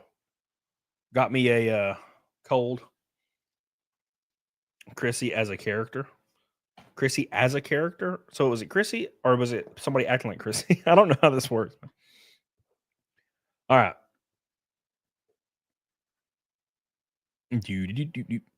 Okay. Yeah, I used to watch most shows just for fun, but I'm so detached from everything now. You know, kind of I just don't watch anything anymore. Did you go play in the snow? No. I got home last night at like 12 and I immediately ate something because I was so hungry. But no, I have not played in the snow. I don't want to play in the snow. I'm tired. I'm just tired, man. Can you just let me be tired? Please. Please. Suck it. Suck it up. It's 15 degrees in Pennsylvania. What does that mean? What does that mean? Is that like my strife is worse, therefore you need to suffer? That's a logical fallacy, my friend. It's like 20 degrees where I am. It's not that much better. I mean, I'm inside a house, okay? It's fine. I'm not outside right now. That would suck. All right. Anyways. By extortion attempts, how it went well for my past video. Pickle, what the hell are you talking about? All right. I haven't been following it, Pickle. All right, let's check out the Water Chief. Sorry, guys. I read chat a lot. Okay, I know a lot of people get pissed off, but I read chat a lot. 20 likes away from 300, by the way. We suffering. We suffering, Brash. We suffering, bro. It was 70 degrees at Daytona yesterday when I was at the track. It was really nice. And then I drove home and I watched that shit go from 67 all the way down to 30 even, 29. Pretty wild. Black Panther. Well, that dude. You call it powered by equity, and I know that it's been really important for the DWP to put an equity lens on everything. Yes. Yeah. And that's the number one thing that attracted me to this role. Coming from the communities that I come, seeing what I've seen through my career in utilities and through the military. I've been in the Coast Guard 19 and a half years now, so I got 6 more months to qualify for my 20 years, which was my original goal. Wow, congratulations. Thank Thank you for your And now, since the water chief's entire goal was equity, all of LA burnt down. Oops! You think you might have been focusing on the wrong thing. Okay, maybe, just maybe, you should be focusing on water chief duties and not letting the entire city burn down because you're worried about equity. Unfortunately, we get to learn over and over that saying that you care about equity doesn't get stuff done. It just leads to people dying, apparently. So, probably do better. Maybe just do your job and stop worrying about the color of everybody around you. Because for one, no one cares anymore. And two, no one thinks you're a better person because you're less bigoted than your friends or your neighbors. No one cares anymore. No one cares about the social points that you think you're accumulating. No one thinks it's going to get you a better job now. No one thinks it's going to get you more points. No one thinks it's going to get you a better paycheck. That shit's done. Okay. Do your job and take care of people. It's not that hard. Stop worrying about everybody around you. No one cares. People are done with this garbage. They're done. Helena, $2.99. Thank you, baby. It's the Jack Off Hippo. I know it is. Thank you. I appreciate you. I love you, Helena. I love you. Show the video with the bald firefighter lady. I don't know what you're talking about. I did see something, though. I think you said. No bald fire lady, please. It's painful. Well, now I got to show it. your service. Thank you. It's important to me that everything we do, it's with an equity lens and social justice and making sure that we right the wrongs that we've done in the past from an infrastructure perspective, and that we involve the community in that process. And this utility is serious about it, is authentic about it. And so I'm just super excited to be part of that movement. What does this have to do with water? That's something I'm trying to figure out. So what does this have to do with water again? The water chief, the LA water chief, what does this have to do with water again? I'm confused. Very interesting. After putting equity lens on the Department of Water and Power, we did it, Patrick.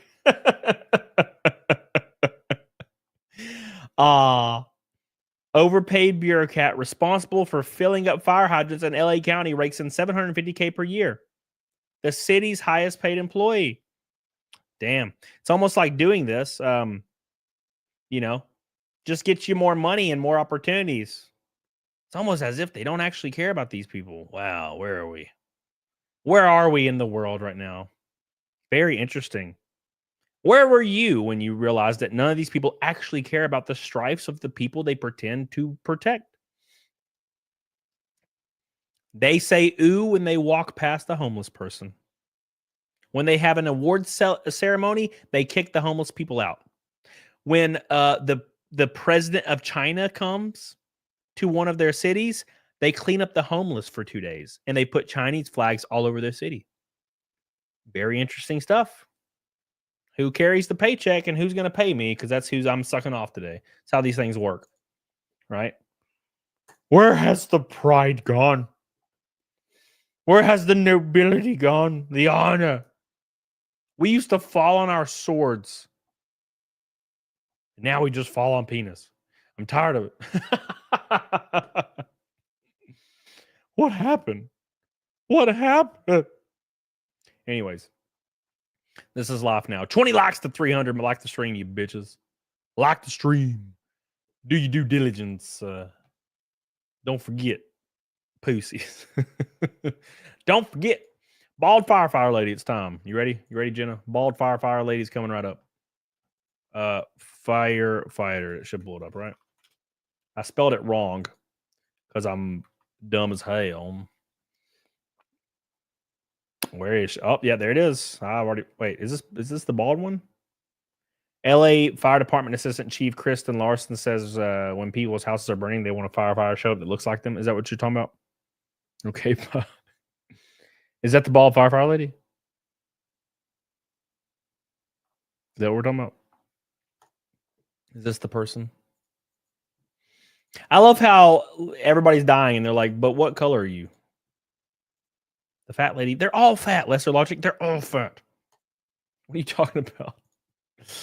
You want to see somebody that responds to your house, your emergency, whether it's a medical call or a fire call, that looks like you. It gives that person a little bit more ease, knowing that somebody might understand their situation better. Is she strong enough to do this? Or you couldn't carry my husband out of a fire, which my response is, he got himself in the wrong place if I have to carry him out of a fire. What? What? What? I'm so confused right now. Wait. So a person deserves to die because they got themselves in the wrong place? I'm so confused, bro. God, I'm so confused.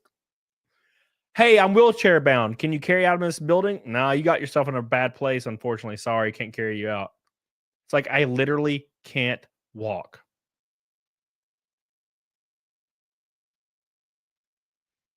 Has anyone ever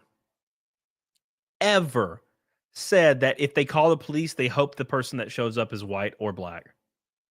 Has anyone ever thought that in history? I hope the police officer is black.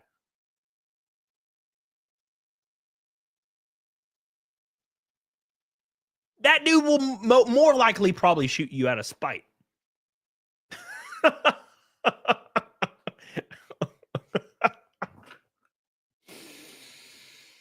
Oh my gosh, that's so dumb, dude. Stop spreading this weird thing that people have been trying to put in people's mind for the last 6 years, that or 8 years now, that you want people around you to look like you. That's just racism with more steps. That's all that is, man. That's all that is. By the way, Chris McGaw.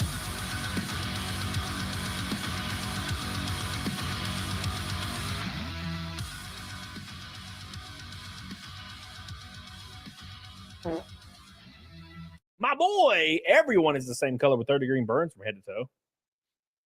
Wow. Damn, Chris McGough with 1,000 Norwegian kronigans. My boy coming in strong and getting us exactly 150 to Naked Snake. Hot diggity damn. Thank you, Chris McGough. I love you, dude. I appreciate you. Also, this has to be said. It says only 5% of 5% working firefighters are women. Why would we need them to be more women?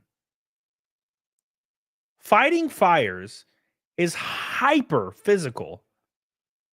Why would we want a physical profession to be lowered in quality? I don't understand why anybody's fighting for that. More women should be teachers because they're more biologically predisposed to being more nurturing. I don't understand why anybody disagrees with this. It doesn't make any sense to me. Why are we not arguing for more women to be to work for waste management? Why are we not arguing for more women to be sewer management? Right? Why are we not arguing for more women to do those things? Why? Why are women not arguing for more of that? It's very interesting. The top 20 most physically demanding and hated jobs currently that exist in our country are all dominated by men. Why are women not wanting in those jobs? Oh, I get it. I get it. It's a buffet thing. This goes back to like the early days of feminism. It's a buffet. I want this, don't want that. I want this, definitely don't want that. Draft, no thank you. I'll take more money. That sounds great. Paying for meals, no thank you. I will not be having that one. I don't know. Kind of sounds like you want your cake and eat it too, especially this lady. Thank you, Chris McGoff. I love you. 1,000 Norwegian Krogi Pogies. My boy coming in strong, getting us closer to Naked Snake than we've been today. 150 away. 150 away from Naked Snake. And we have one VIP tier left on my book because somebody returned it. One more left. It's on the campaign live right now. Go get it. Go get it, boys. Only 50 diecasts will ever exist. 50 and 49 have sold. There's one available right now. Thank you, Chris McGoff. We love you, baby. We love you, baby. Have you seen those AI robots? Creepy but interesting. China or Japan have had them for a long time. For a long time. And the ones that are now appearing in America don't look that impressive. They look worse. And I'm like, dude, fucking Japan's had these for 10 years and they're way better looking. Yeah, Chris McGoff. You can lift up a 114-pound limp like female and it sucks. You're not going to be picking up a giant dude that weighs 220 pounds. You're just dying. Like, do we have to die to prove that we're not bigots? Do I have to die to prove I'm not a bigot? That seems to be what we're arguing here. Right? This seems to be what we're arguing. You have to die to prove your loyalty. Why not just be reasonable and logical? Yes, a profession that takes incredible physical strength should be occupied by people that have incredible physical strength. Believing anything otherwise shouldn't be acceptable. It should be completely normal thought. This guy has to be capable of deadlifting 400 pounds. Therefore, he should be able to deadlift 400 pounds. If not, you can't work here. Right? I feel like that should be normal. Oh, I have to prove that I have to die to prove my loyalty? No, I'm not dying for you. I don't know you. Right? Freaking wild to me. Absolutely wild. I want my fireman as Mr. December on calendars. Ripped. What's up, Renee? I don't know. How you doing, Renee Galarza? Hope you're doing well. Maybe you shouldn't have gotten yourself into the situation if you need to be rescued. Exactly. That's what I'm saying. That's what this person just said. Oh, if you got yourself into a bad situation, you deserve to die. I'm like, that's literally your job is to save me. Your job is to save me. I can't do my job. Sorry. Your fault. Your fault. Your fault. Oh my God, John. That's the thing. The dead weight is extremely hard to move. It is. Ask if you have a tiny girlfriend and you're a guy. Ask your tiny girlfriend to just go limp and just try to pick her up. It's really flooped.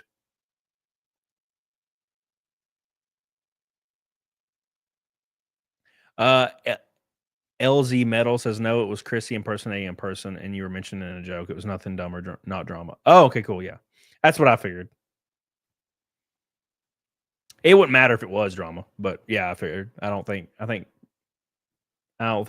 Chrissy dislikes me. We're good pals.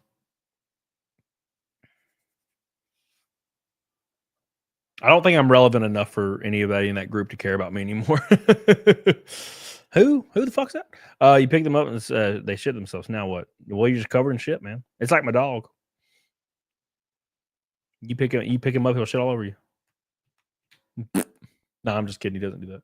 Thank you, Chris McGoff. Again, appreciate you.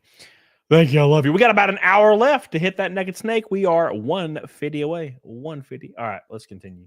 We got to take this off the screen so Jenna doesn't have a panic attack. She doesn't like the fat firefighter lady. She hates that guy. Texas firefighters on their way to rescue California. Here we go. We got to rely on Texas to save California because Texas was too worried about equity. So everybody gets to die now. Oh my God.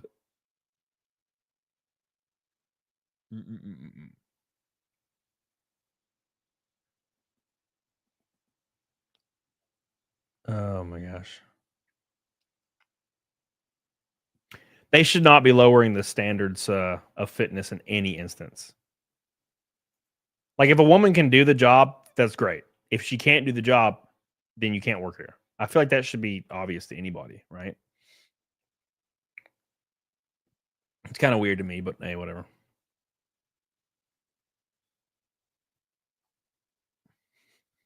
You want a firefighter to show up that looks like you? God, what a stupid statement.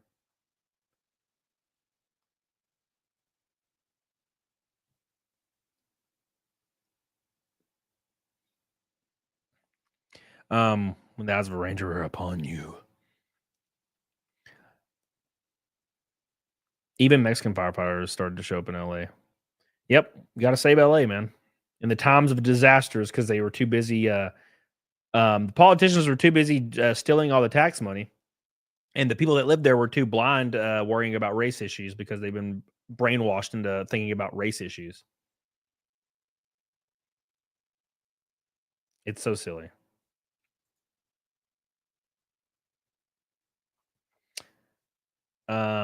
It claimed this right here claims Joe Rogan predicted this. Hold on. And of course, politicians are using this entire disaster like they do as a political point to try to claim that it's climate change. As they do. They use the death and the loss of people to try to score some political points. Thank you, Grim. I'll change it. Appreciate you. Thank you, Grim. I love you. All right, let's share this. I love you, Grim. Grimmy Grim. Yeah, I kind of agree, Billy, but we're stuck with it, yeah. I talked to a fireman once. This is one of the reasons that freaked me out. And he was telling me, he goes, dude, one day, he goes, it's just going to be the right wind and fire's going to start in the right place and it's going to burn through LA all the way to the ocean. And there's not a fucking thing we can do about it. I go, really? He goes, yeah, we just get lucky. He goes, we get lucky with the wind. He goes, but if the wind hits the wrong way, it's just going to burn straight through LA and there's not going to be a thing we can do about it. Because these fires are so big, dude. When they're talking about like thousands of acres that are burning simultaneously with like 40-mile-an-hour winds. And the wind's just blowing embers through the air, and those embers are landing on roofs, and those houses are going up, and they're landing on bushes, and those bushes are going up, and everything's dry. And once it happens in a way where it's so spread out that there's nothing they can do. There's nothing they can do. You just have to evacuate, right? Nothing. Spooky. Very spooky indeed. Very, very, very spooky. Beep, beep, beep, beep. People don't have handles or anything to grip them by. You learn to throw them over your shoulder in lines. Yep. Oh, I can floop up a person real fast. I can grab a grown man and like Danny DeVito easily. You know.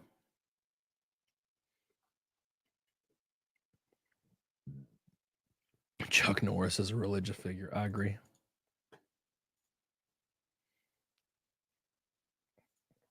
D.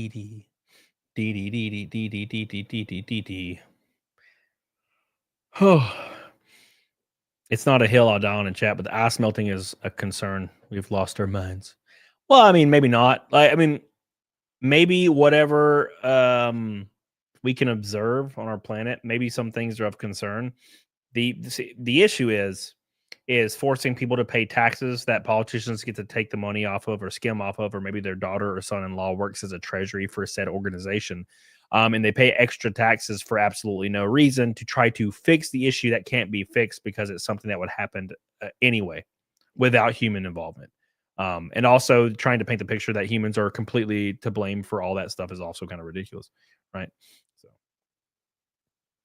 that's my thought process on it.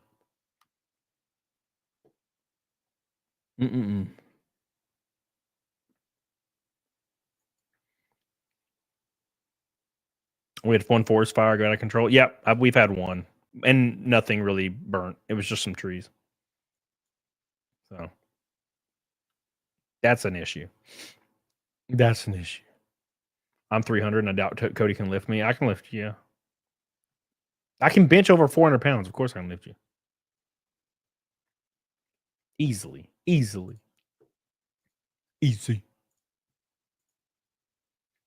Would I save you from a fire, Billy? I don't know. Probably not.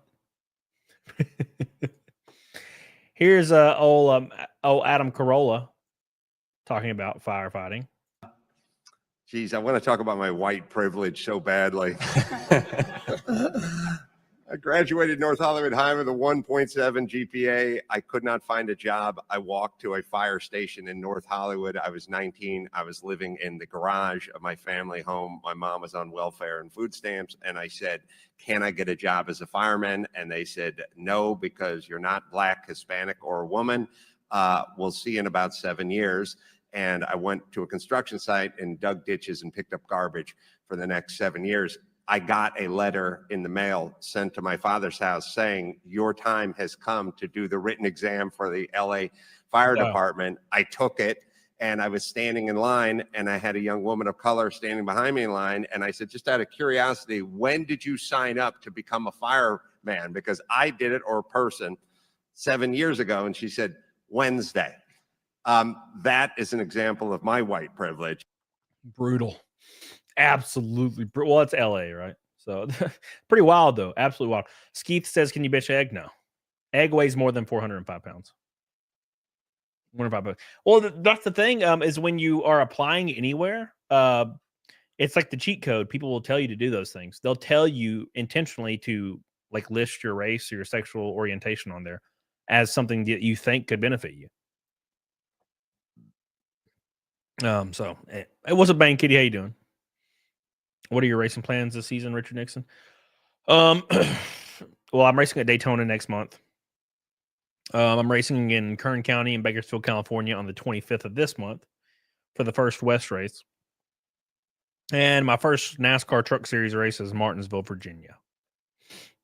And of course, I'll be racing a lot of those this year, probably around half the schedule. And ARCA, the goal for ARCA is all of it, but it just depends on sponsorship at this point. So, but a lot of stuff's going on. So, Jumug, Jumug, what's up, baby? Thank you, baby. I love you, Jumug, my boy. By the way, guys, don't forget. There is one VIP now available because somebody refunded their order. There is now one VIP left on my book tier. One. Go get it.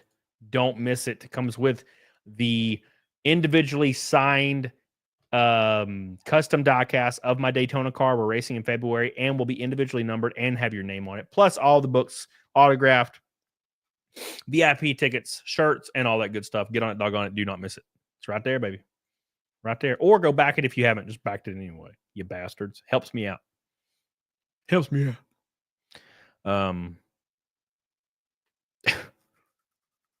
Will you ever do anything with ABS again? You talking about sponsorship stuff? Like a rap or something? Yeah.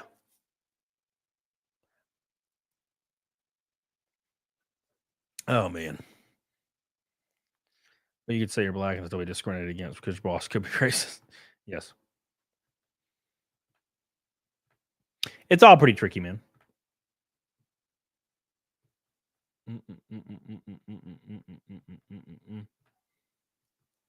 What's up, Technologic? How you doing, buddy? Technologic.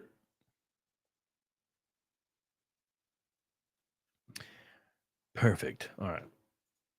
Technologic. All right. Thank you, Mantis, by the way. Got another backer on the campaign. Love you, Mantis. Appreciate you. Keep going, guys. Keep giving him some love. Mantis coming in strong. Got him a tumbler. Appreciate you, baby. Keep getting it. Keep getting it. It only has 2 weeks left. 2 weeks until it's gone, boys. 2 weeks left. Oh, it's damaged case. Look at you. I love you, baby. Love you, baby. Don't forget. Keep giving it some love. Let's see how far we can get.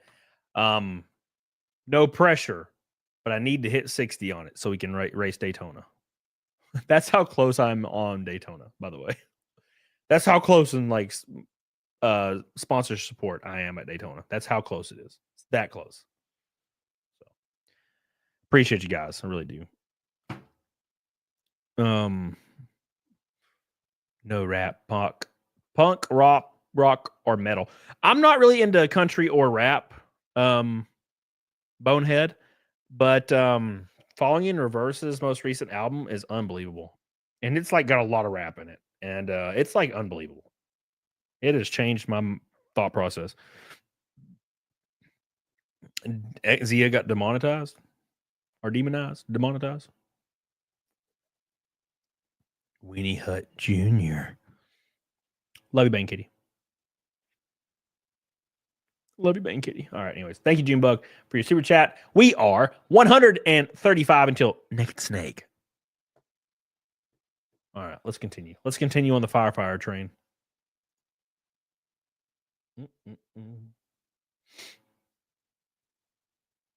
Isn't it funny how when stuff happens to California, Texans will still reach to help them out?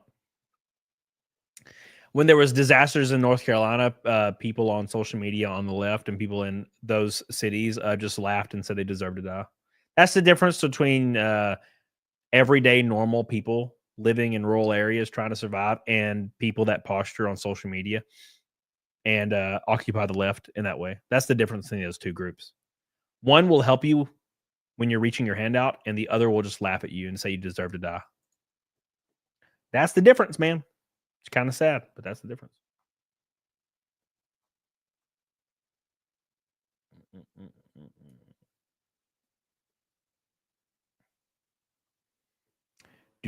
Mexico sends firefighters to help Los Angeles as well.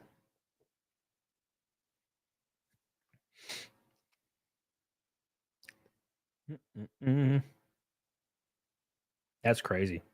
All of LA is gone.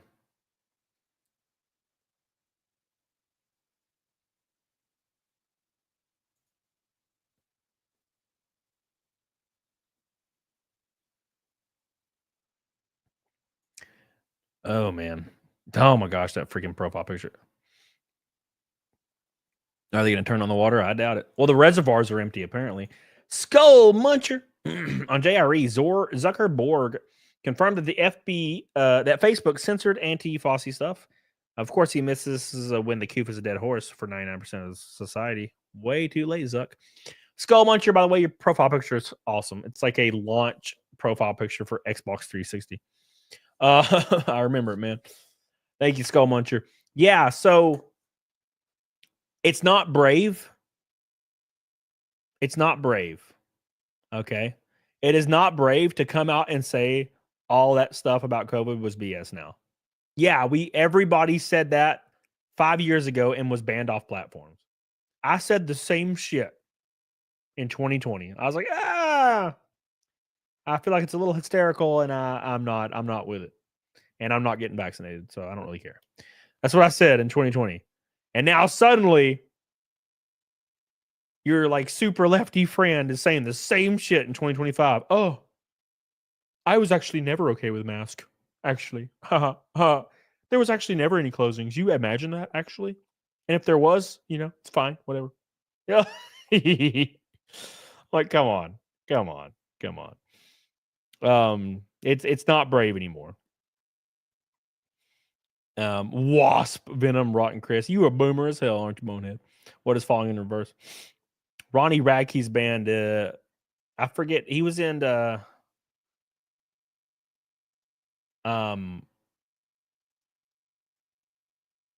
Escape My Fate. He was in a band called Escape My Fate, and then he went to prison.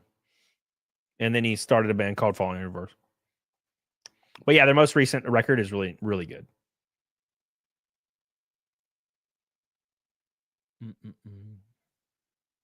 Falling in Reverse sponsored a NASCAR at Indy. That's interesting. It's pretty cool. I need to message Ronnie Radke, bro. What's up, Chris Olin? How you doing, buddy? You gotta message me some Ronnie. Hey, Ronnie, you want to sponsor a car at Daytona? What's up?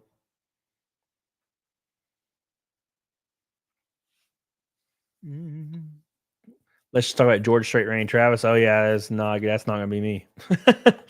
Country makes my ears bleed, and I don't know why. I can't do it.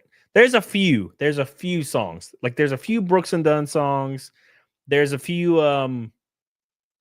like I ain't as good as I once was. Like there's a few songs I can do if I'm in the right mood. But I cannot do 99% of country. Oh my gosh, dude. I was in Daytona and I was at like a Walgreens or something or a gas station and they were playing country and it like made me visibly upset because this song was so stupid and it was so forced. The lyrics were so forced and dumb that it pissed me off that the people that are writing this music take advantage of basically dumb people. That's kind of what it is. Most country. And there's a lot of old country that's really slick. But you know what I mean. So for example, this song was like, you know, what was it? It was like dogs playing in the backyard, feet pattern, upstairs, sitting next to my wife. There's no other place I'd rather be. I don't need big house. Don't need. And I'm like, oh my God, shut the. This is all fake ass lyrical bullshit to try to relate to mundane, completely no goal oriented people in life. To try to be like, oh, they're talking about basically me. I shouldn't strive for anything. I should just strive for living a mundane, normal ass, monotonous life that I'm gonna want to die when I'm 50. You know what I'm saying? Like the people that are writing this don't believe these lyrics at all. They don't believe any of this shit. They're just writing basically AI spit out shit to try to bring in the most mundane, low IQ rural Americans possible to give them money. It's gross. It's disgusting. Absolutely disgusting behavior. Ooh. Hurts my ass. Hurts me. Anyways. Thank you, Skull Muncher. Yeah, just it's all fake. Completely fake. They're just hoping to get some dumb people. No, derp, that's basically me. I'll buy their music. They're talking about me. I got dogs in the backyard and a beat up truck. Where's this country musical artist from? Let me Google it. Oh, wow, he's from Australia and he's worth $28 million. But he said in his song, he has dogs in a beat up truck. I'm so confused.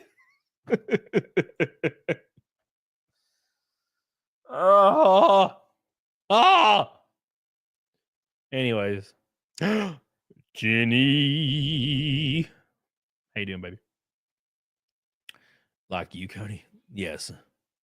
My truck's not beat up. It was broken down for 6 months, though. But it is not beat up, damn you. Mr. L, what's up, baby? We are $130 from Naked Snake. Well, technically $140. Jelly Roll's a prime example of what you're talking about. Maybe, yeah. I don't know anything about Jelly Roll. I think the only country artists I like are Coulter Wall. Oh, is that really country, though? That's like bluegrass. That's like bluegrass. Hey, darling, down on the blacktop. Hey, darling, listen through the trees, honey. Hey, darling, touching on my penis. Make it squirt on Rakin's face. Hey, darling.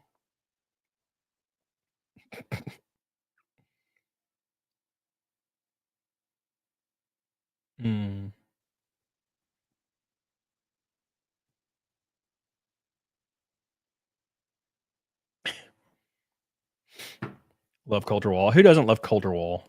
He's the man.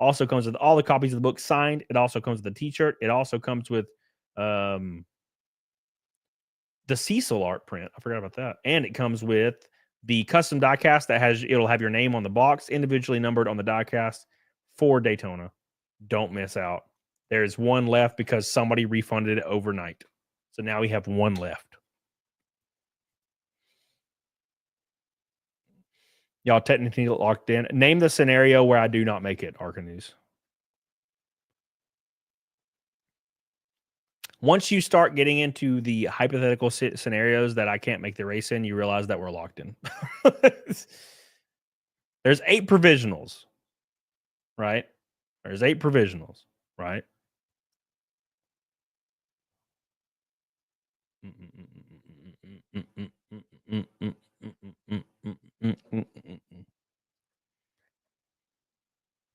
You're essentially locked in. Yeah, so basically every Venturini car and every single car that's the fastest cars in the field all have to equally not qualify for the race at all. That's like saying Hendrick Motorsports and Joe Gibbs Racing are all going to fail to qualify at Daytona. It's one of those things that goes without saying. Like, you don't have to say technically because it's not going to happen, right? Creative username, Tribe the American Dream from Daytona USA Circuit. Thank you, creative username. I appreciate you, man. 8 pervertitionals. Thank you, creative username. Love you, dude. Appreciate you. It's definitely eye-opening to see how difficult it is for non-rich to make it in racing. Pretty terrifying. Pretty terrifying stuff. It's very, very terrifying stuff. It really, really is. But it's the dream, so you got to fight for the dream, man. You have to do everything you can. Trust me, I think in November, I was very, very close to dropping everything and being done with racing. I was very close. I was like a hair away from being like, all right, I'm done. Because I just can't. I don't think I can do this again. I don't think I can, like, almost lose my house like 5 times. I just don't think I can do it. I don't think I can stomach it this year. But I did it. Here we go again. So we're doing it, man. Yeah, Missed L. Well, that's true. Missed L, what you'll notice if you watch, and this, I'm not, keep in mind, disclaimer, I'm not saying this is a bad thing. I would do the same thing if it was me. If I had the opportunity, I'd do the same thing. But you'll notice that half the drivers in the field, like in most of the series, once you get the Cup, I think that's pretty much over. But if you look at like half the cars, they just have their name on the car. Like the sponsor is just like their family name. Because of course their family just names their company their name, right? So you'll, like, if you pay attention to the driver, look at the like sponsor on the car. You'll be like, oh wow. Interesting. You know? Nicole says, are you bulking? No. I was cutting up until like a few days ago. Now I'm just kind of surviving. I lost 30 pounds and then I started doing all the NASCAR stuff. So now I'm kind of like just surviving. ARCA News says, my goal in the future is to run 20 ARCA races. That's shit, 20, but I'm never doing the full-time season no matter what. Yeah, I don't know if I could ever do that again. It's pretty hard. But it's just so hard it's really hard to get 400 grand together to do all that stuff. What's it like getting sponsors? You go meet people? Are you allowed to be your genuine self? Yep. That's what I do. I'm pretty much flying and talk to people. Did they announce truck race thing? It'll either be tomorrow or Monday. Like I've already seen the press release and everything now. Whereas it's a Gundam's logo on your car. I'm pretty sure it's a Gundam ain't gonna send me money for that. You mean Paul Menard is related to the Menards buildings? I can't believe this. Paul Menard was a very early on, I think, pay driver. You always kind of had to have some kind of income, or be talented. Now you just have to have an income. Talent's relevant, completely relevant. I think talent is more required for getting into a top ride in the Cup Series now. For the other series, it's not really a thing.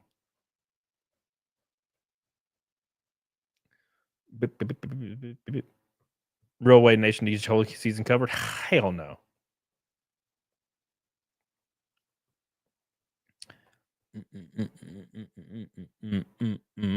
Todd Dillon still exists. He does still exist.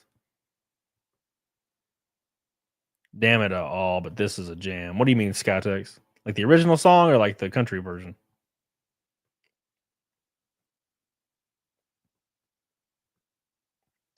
We're closing down to the end of the show. We're still 140 away from Naked Snake. I appreciate you guys so much for your love. I will have some videos coming out very shortly. Thank God, right? Finally.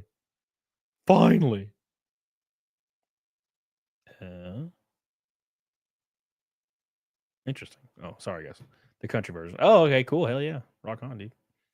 The snake might end tonight. The snake almost ends every stream. It's been like a 12 stream in a row, almost snake ending stream. Except for the one, of course, PDH was on. That one went nuclear because PDH was on it. I'm just going to trade her for me next time. Cars and Depth says the Menard family was deep into racing long before their kids started race. Yeah. It's still a pay driver thing, but yeah, Menards was involved in NASCAR and a lot of racing for a long time. But I mean, Paul Menard's car said Menards on it. That's kind of the point, right? Like Paul Menard was definitely not a top echelon driver in any way, shape, or form. But was in a cup ride for like how many years? Right. And to be fair, I like Paul Menard a lot. So just saying, I like Paul Menard, but he was definitely kind of part of that whole uprising. And then teams started making less money, so they had to rely on drivers more. So it's not necessarily a bad thing. I get it. But, it's a thing. It's definitely a thing. And there's a reason why every time you hear an interview from like a kid in racing that's just won, they don't even smile and they could give two shits that they're there. They're just like, oh yeah, it was fun. We won. Ha ha ha. Cool. Because they've been they don't, none of it matters to them anymore. They got the money, right? So yeah. That's the issue. Renee Villarreal. Oh my God. The man, the myth, the legend gets us 40 away from Naked Snake. My boy. Thank you so much. I love you. I appreciate you. Get the hell on it, doggone it. Renee Villarreal. Thank you, baby. I love you. I appreciate you guys. What a good person. What a good person. What a good person.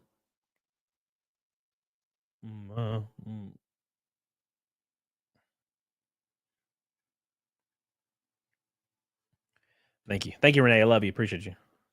Carl Witherspoon. Hell yeah. Spoke it into existence, Carl. You did it, Carl. Thank you. Thank you, Renee Villarreal. I love you. Appreciate you. Appreciate you. But yeah, Cars in Depth. For a disclaimer, I like Paul Menard and I like Menards and everything. I was just saying that's a good example because it's an example of kind of that situation. But I have no ill will at all. I like Paul Menard. Always have. That was cool. Thank you, Renee Villarreal. I love you. Appreciate you. Renee! Thank you. Victory Lane Exotics. Bill. Thank you, baby. Appreciate you. Bill. Appreciate you, Bill. Love you. Chris Olin says, Naked Snake unlocked. Getting after it, nabbing it. Thank you. I appreciate you. Chris Olin with a $30 one. Damn, baby. What's up? Thank you. Thank you. Thank you. Thank you. Thank you. My boy. We don't have Menards where I live. I went into a Menards to do a signing event one time, though. It was cool.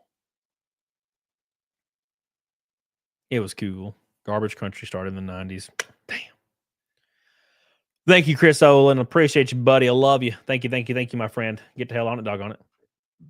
Jenny is the GOAT. Jenny is the GOAT, boys. Jenny just dropped a pink boy. Hot diggity damn. Been busy with charity work, helping two families settle in. Take care, Cody. We love you. We appreciate you, Jenny. Get the hell on it, dog on it. Jenny. Baby. Back ribs. I appreciate you. Jenny coming in with a pink boy. Going hard as hell, getting us the naked snake. It is unlocked 406 naked snakes in a row on the Saturday show. I love you, Jenny. I appreciate you. Get the hell on it, doggone it. Now, in honor of Jenny, make sure you go back, ride and die. Get the hell on it, doggone it. We got to at least make it to 60K so we can for sure run Daytona because that's factored into my budget right there. Get on it, doggone it. Go back it. And there is one VIP left that was just unlocked today.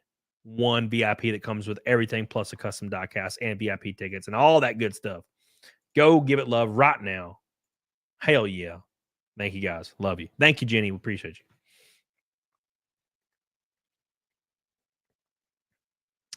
Oh, man. Is it a rainbow night? Yeah, hell yeah, it is. Hell yeah, it is.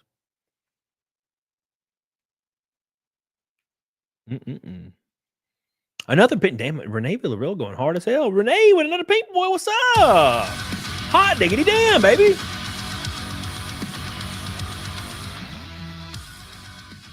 Can we do a 5 mil last second? Well, we're about 400 away from it. Gonna start a laser rust removal and powder coating business. Gonna see how that goes. Also starting a modding my Torino May upload videos. Not sure yet. Dude, get on it, doggone it. The most important thing you can do is just do it. Right? And I know that's like cliche, but it's the truest thing in the world. When I determined I wanted to race, I called people. I figured out the people, called them. Whereas 25-year-old Cody would have never done that. I would have said it was impossible, and I would have never even attempted it. But as I got older, I started doing things and realizing I can just call people on the phone and set things up, and things will happen. So I just started doing that, and now we're racing NASCAR, man.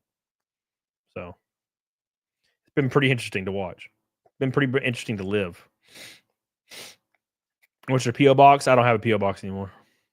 I paid for it, and they still pulled it, and I'll go get another one. I just got to remember. And then I'll let you know. Thank you, Renee Villarreal. I love you. Appreciate you. Get on it, doggone it, baby. Hell yeah. Arika says opportunities only exist if you make them 100%. 100%. If you absolutely do not do something about it, it will never, like, you have to start it first. You have to do it first. When I started doing YouTube, I never thought I'd ever become anything on YouTube. I never thought I'd get a following. I just uploaded videos.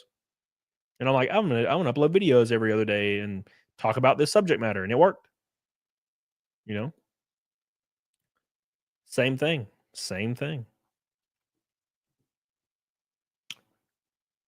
When I did this book thing, I never thought it'd make over 20 grand, and it made 50. We're 10 away from 60. Go back it, you bitches. Got one left. Renee Villarreal. Never know if you don't try. 100%. Thank you, Renee. 100%. Yep. Thank you, Renee. Appreciate you. Love you. Dump trailer rental company. Dump trailer? What the hell's a dump trailer? What's a dump trailer? I don't know what that is. Thank you, Renee. Appreciate you.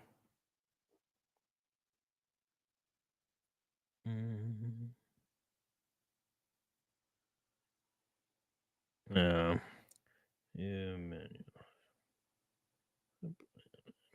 Yeah, right. All right.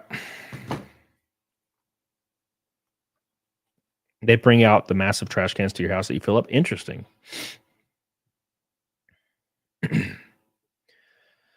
Oh man, boys, I'm tired as hell. And then they take off for you. Oh, by the way, guys, either tomorrow or Monday, we should see an announcement from some people. I'll share it on my social medias. Don't miss that. It's gonna be very important. And then we have the road to Daytona. Thank you, Renee. I love you, by the way. A freaking pink boy, a red boy, and an orange boy. Wow. I love you. So there's that. So the long road to Daytona is ahead, and I'm committed to it. To get all my deals worked out, I pretty much had to take all my funding from this year up front. But that's done. So that's good. But Daytona, I had to basically sell separate funding for. And we're almost there. So that's what we're working on now. We got like one or two. If I get one or two small sponsors, we're fine. And also, my Indiegogo in the budget needs to hit 60,000. So make sure you go back my campaign. Help me get there. We're so damn close. We got freaking 2 weeks left easily. So go back one of the books, one of the shirts, or all the things, or just direct contribute to it, or buy you a tumbler. Get everything you can, because that's going to save my cheekies for Daytona. So are you going to fly or drive to Martinsville? It depends on my budget at the time. I've been driving everywhere to save pennies because I'm trying to get to Daytona. And like literally every dollar matters. Every single dollar matters. Are you excluding your contract to race local tracks? No.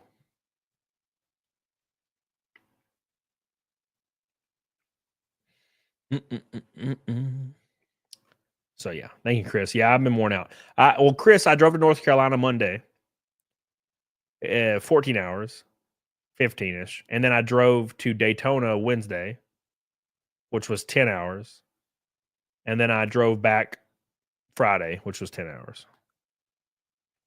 And I got home last night, and then I was like, well, I got to stream now. Somebody asked why I haven't done a video game stream in forever. I literally did one Monday or Tuesday. Thank you, Arca News. Appreciate you, baby. Did you draft yet with the new car? No. We were only worried about single car speed at the test because we're pretty much locked into the race. So we don't have to worry about that. We don't have to worry about like going out and drafting in a pack to try to like qualify. We're trying to get the less drag possible on the car, which will help also in the draft, right? So it's like a killing two birds with one stone. The least amount of drag you can get on a car running by itself will just help it in the draft anyway, right? So yeah. Anyways, yeah, but that announcement is coming, boys. Don't miss it. It's gonna be kick ass. This is not the tab I'm sharing. Oh, okay, never mind. Sorry, guys. I'm confused. I'm confused as hell. What a coincidence.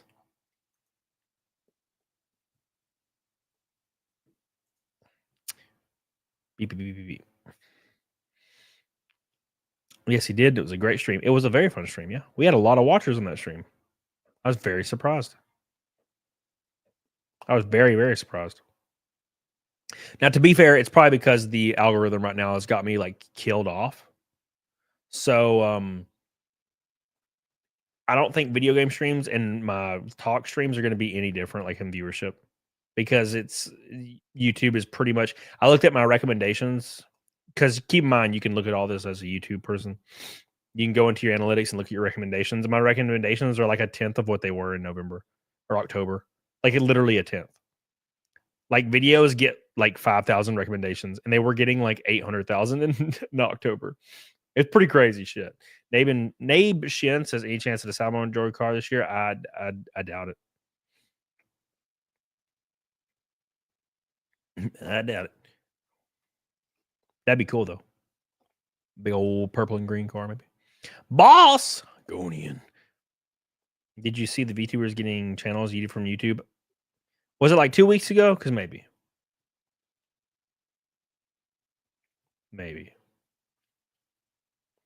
Recommendations are low, but is your revenue also lower? Oh yeah. Oh yeah. My revenue is like a third of what it was like 6 months ago. But to be fair, it's because I'm having to take time off to do things. So that's kind of on me. You know what I'm saying? So but yeah. No, do you see Claytus at Daytona? Yeah. ASMR VTubers? Well, yeah. I'm not shocked. Oh, by the way, guys, I'm going to be starting a daily video game stream, probably from noon until 3 every single day of the week, by the way. So, how'd he do? He did fine. I mean, it's Daytona, right? So, at Daytona, you just drive out there and you put it to the floor and you just turn left. It's the closest to the actual joke like that you can get. You just put it to the floor, left. Left. It's fun though. It's really exhilarating. But once you put in about 20 laps of single car runs at testing, you get really bored. You're like, all right. You know what I'm saying? Will the game streams count towards negative state? Yep. Hard mode. Jesse Powell. So yeah, he did fine. He did as good as you could do. Yeah. So. You want to see some retro gaming? So how retro? What do you mean? Like how retro?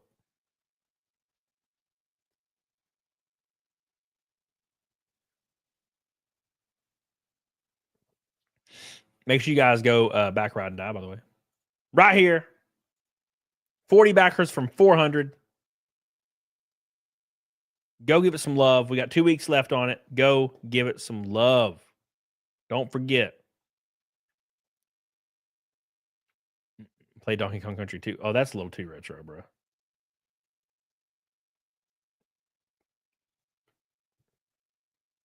You can have your guns. Yep, I got my AR right here. I plan on taking it apart tonight. So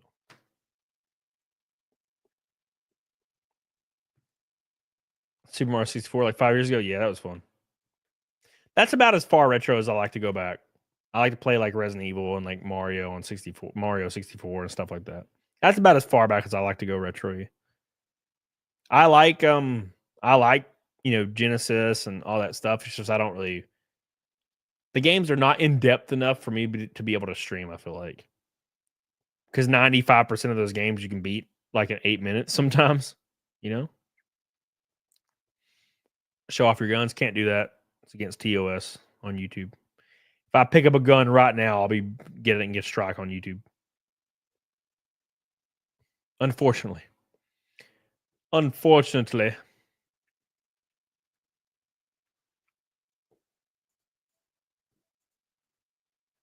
Battle Tanks Global Assault. What a great game, dude. Battle Tanks.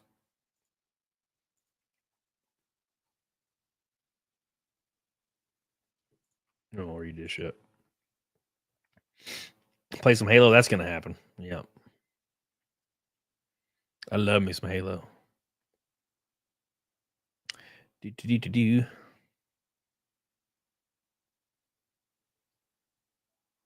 How's Brandon Herrera and Fat Electrician show theirs? You cannot show them on live stream. You can show them in videos.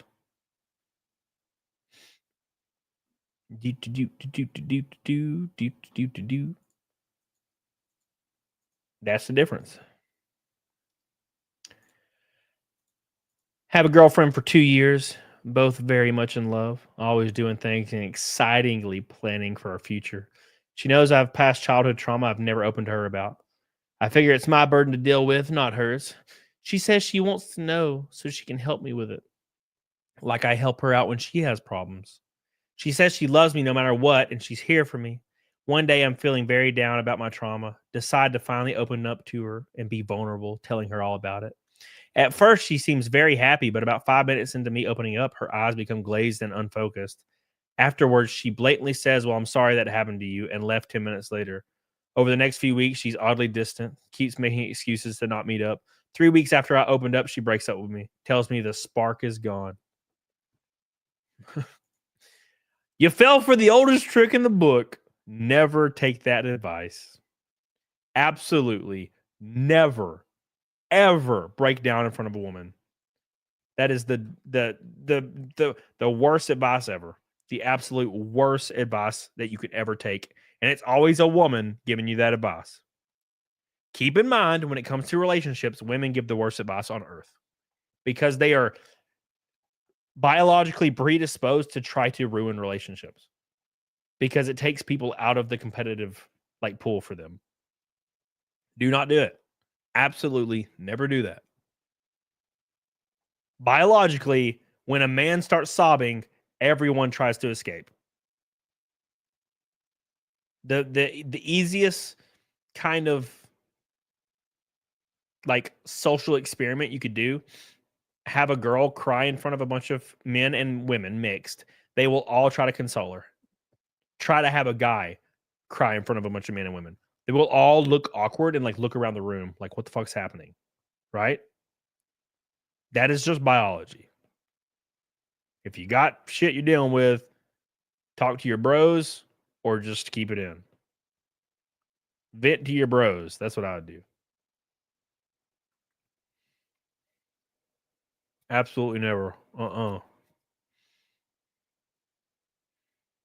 Men should try to escape when women cry as well. No, they don't do that. It's like a puppy. You got to help the puppy. You got to help the puppy.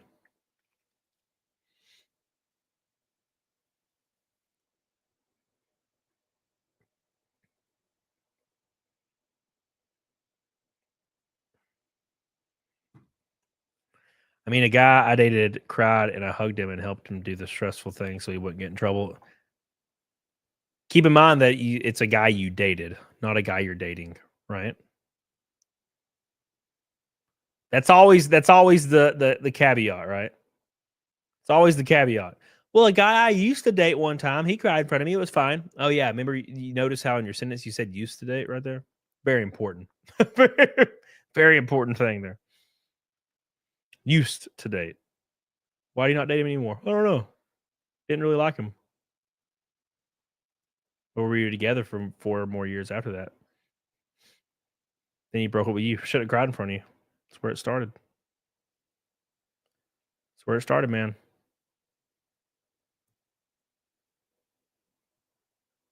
But only after we were married, so you were fine. She can't leave you now. It's too late. It's too late. By the way, ride, die. Don't forget to back, ride, and die. Give it some love. Let's see if we can get a backer or two before we drop out here. I don't know where we're at. We went up 2. We went up 2 backers. Get on it, doggone it. Jenna's not like other girls. Keep that in mind.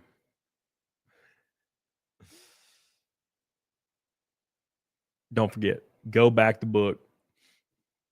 We have 1 VIP tier left that comes with everything. They sold out in 3 days. You get one. You get one last chance to get one on this random ass stream.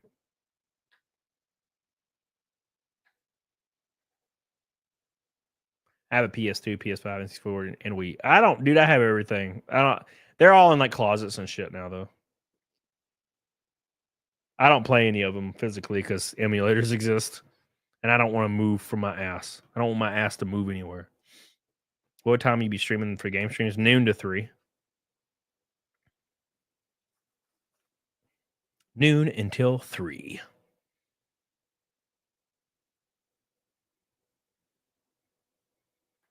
I dated women who say they love racing. If you ever date a woman and she says she loves your passions, unironically, she's lying. Oh, it just so happens that I also love that exact thing. No, you don't. You don't fucking love this. No, you don't. No, you don't. Oh, I love playing music. Okay, play this guitar for me. Oh, yeah, shocking. You can't. I'm so surprised. You play Gran Turismo? I have not. Not since Gran Turismo 2, I think it was the last one I played. 1.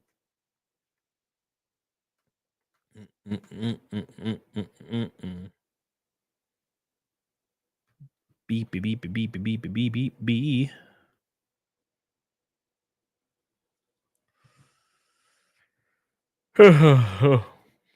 Victory Lane, I've never met a girl like that. Granted, I don't know if I would want to, you know? And I'm not saying that's in any way, shape, or form derogatory. But I don't know if I'd want a woman I was with to like love the thing I'm doing more than the thing I'm doing. You know? I like the things that I like to be the things I like. You know? I like when women have hobbies that are completely separately detached from mine. Right? Does that make sense? Because then it's like they have their thing, I have my thing. I can escape to my thing, do my thing. You know? Worry about it. Renee Villarreal, girls love at tension. Oh my gosh. Girls love attention, not your passion. Oh, girls love attention, not your passion. I'm stupid. Girls love attention, not your passion. Thank you, baby. I appreciate that. She don't like building them. Me neither, man. Me neither. No, thank you. Thank you, Renee Villarreal. Appreciate you. I've dropped so many engines and transmissions. I'm done with it. I don't ever want to do that shit again. I in no way, shape, or form enjoy setting up or working on race cars. I just had to do it for a while because it was just me doing it, you know. Thank you, Renee. I love you, Renee. Renee is still super chatting, by the way. Thank you, baby. I appreciate you. All right.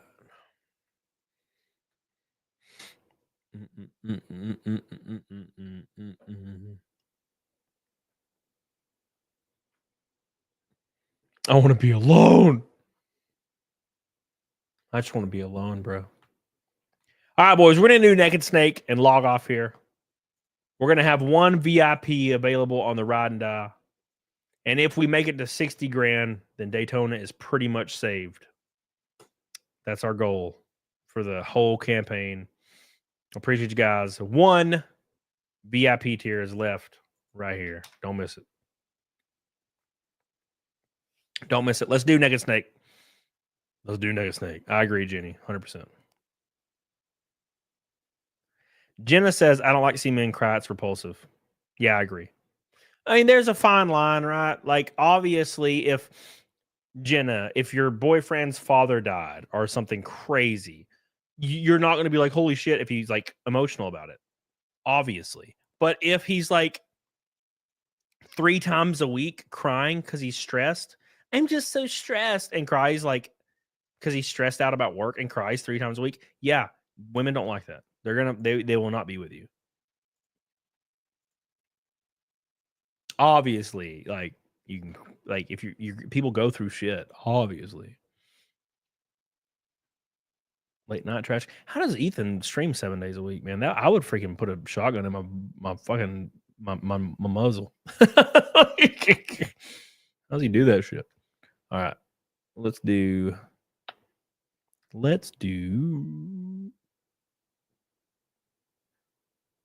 I think Moxie Dame. All right. Can people pay for a panel on the Daytona kart? What do you mean? Yeah, of course. That's what we're doing right now. We're just a little bit short on it. So like that's what we're trying to figure out. Princess Marlena, how you doing? All right, time for Naked Snake. Let's do Naked Snake for the 406th show in a row. Thank you so much for Renee Villarreal. The last 3 super chats, Renee just showering me with love. I appreciate you guys so much. Thank you. It's time for Naked Snake. 50 likes until 400. Make sure you like the stream. Don't forget, it's time. Here we go. 406 in a row, boys. Let's do this.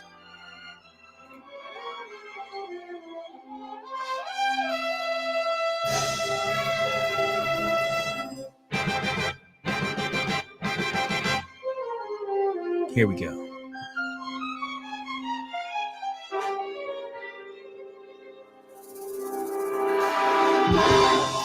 It's time for Naked Snake. Donna! What a thrill with darkness and silence through the night. What a thrill. I'm searching and I'm melting to you. Here we go, boys. In my heart, but you're so supreme. I give my life, not for honor, but for you. Snake eater in my time. There be nobody else. Cry. It's the way I fly to you. I'm still in a dream. Snake eater. Jenny for a $10 yay, Cody. Thank you, baby.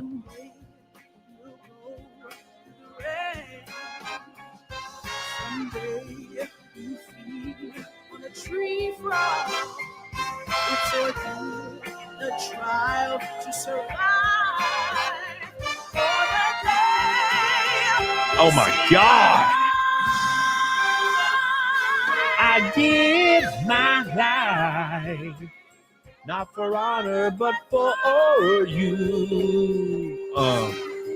Yeah. In my time, there be nobody else. Oh, here we go. Crime is the way I fly to you. One more time, boys. I'm still in a dream. Snake eater. Amazing. Hot. Diggity. Dog. Thank you, Jenny.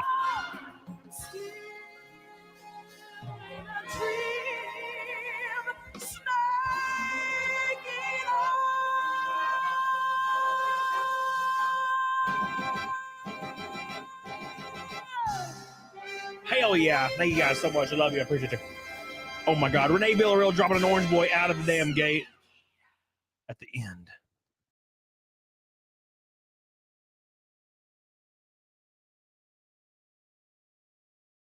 That's wild.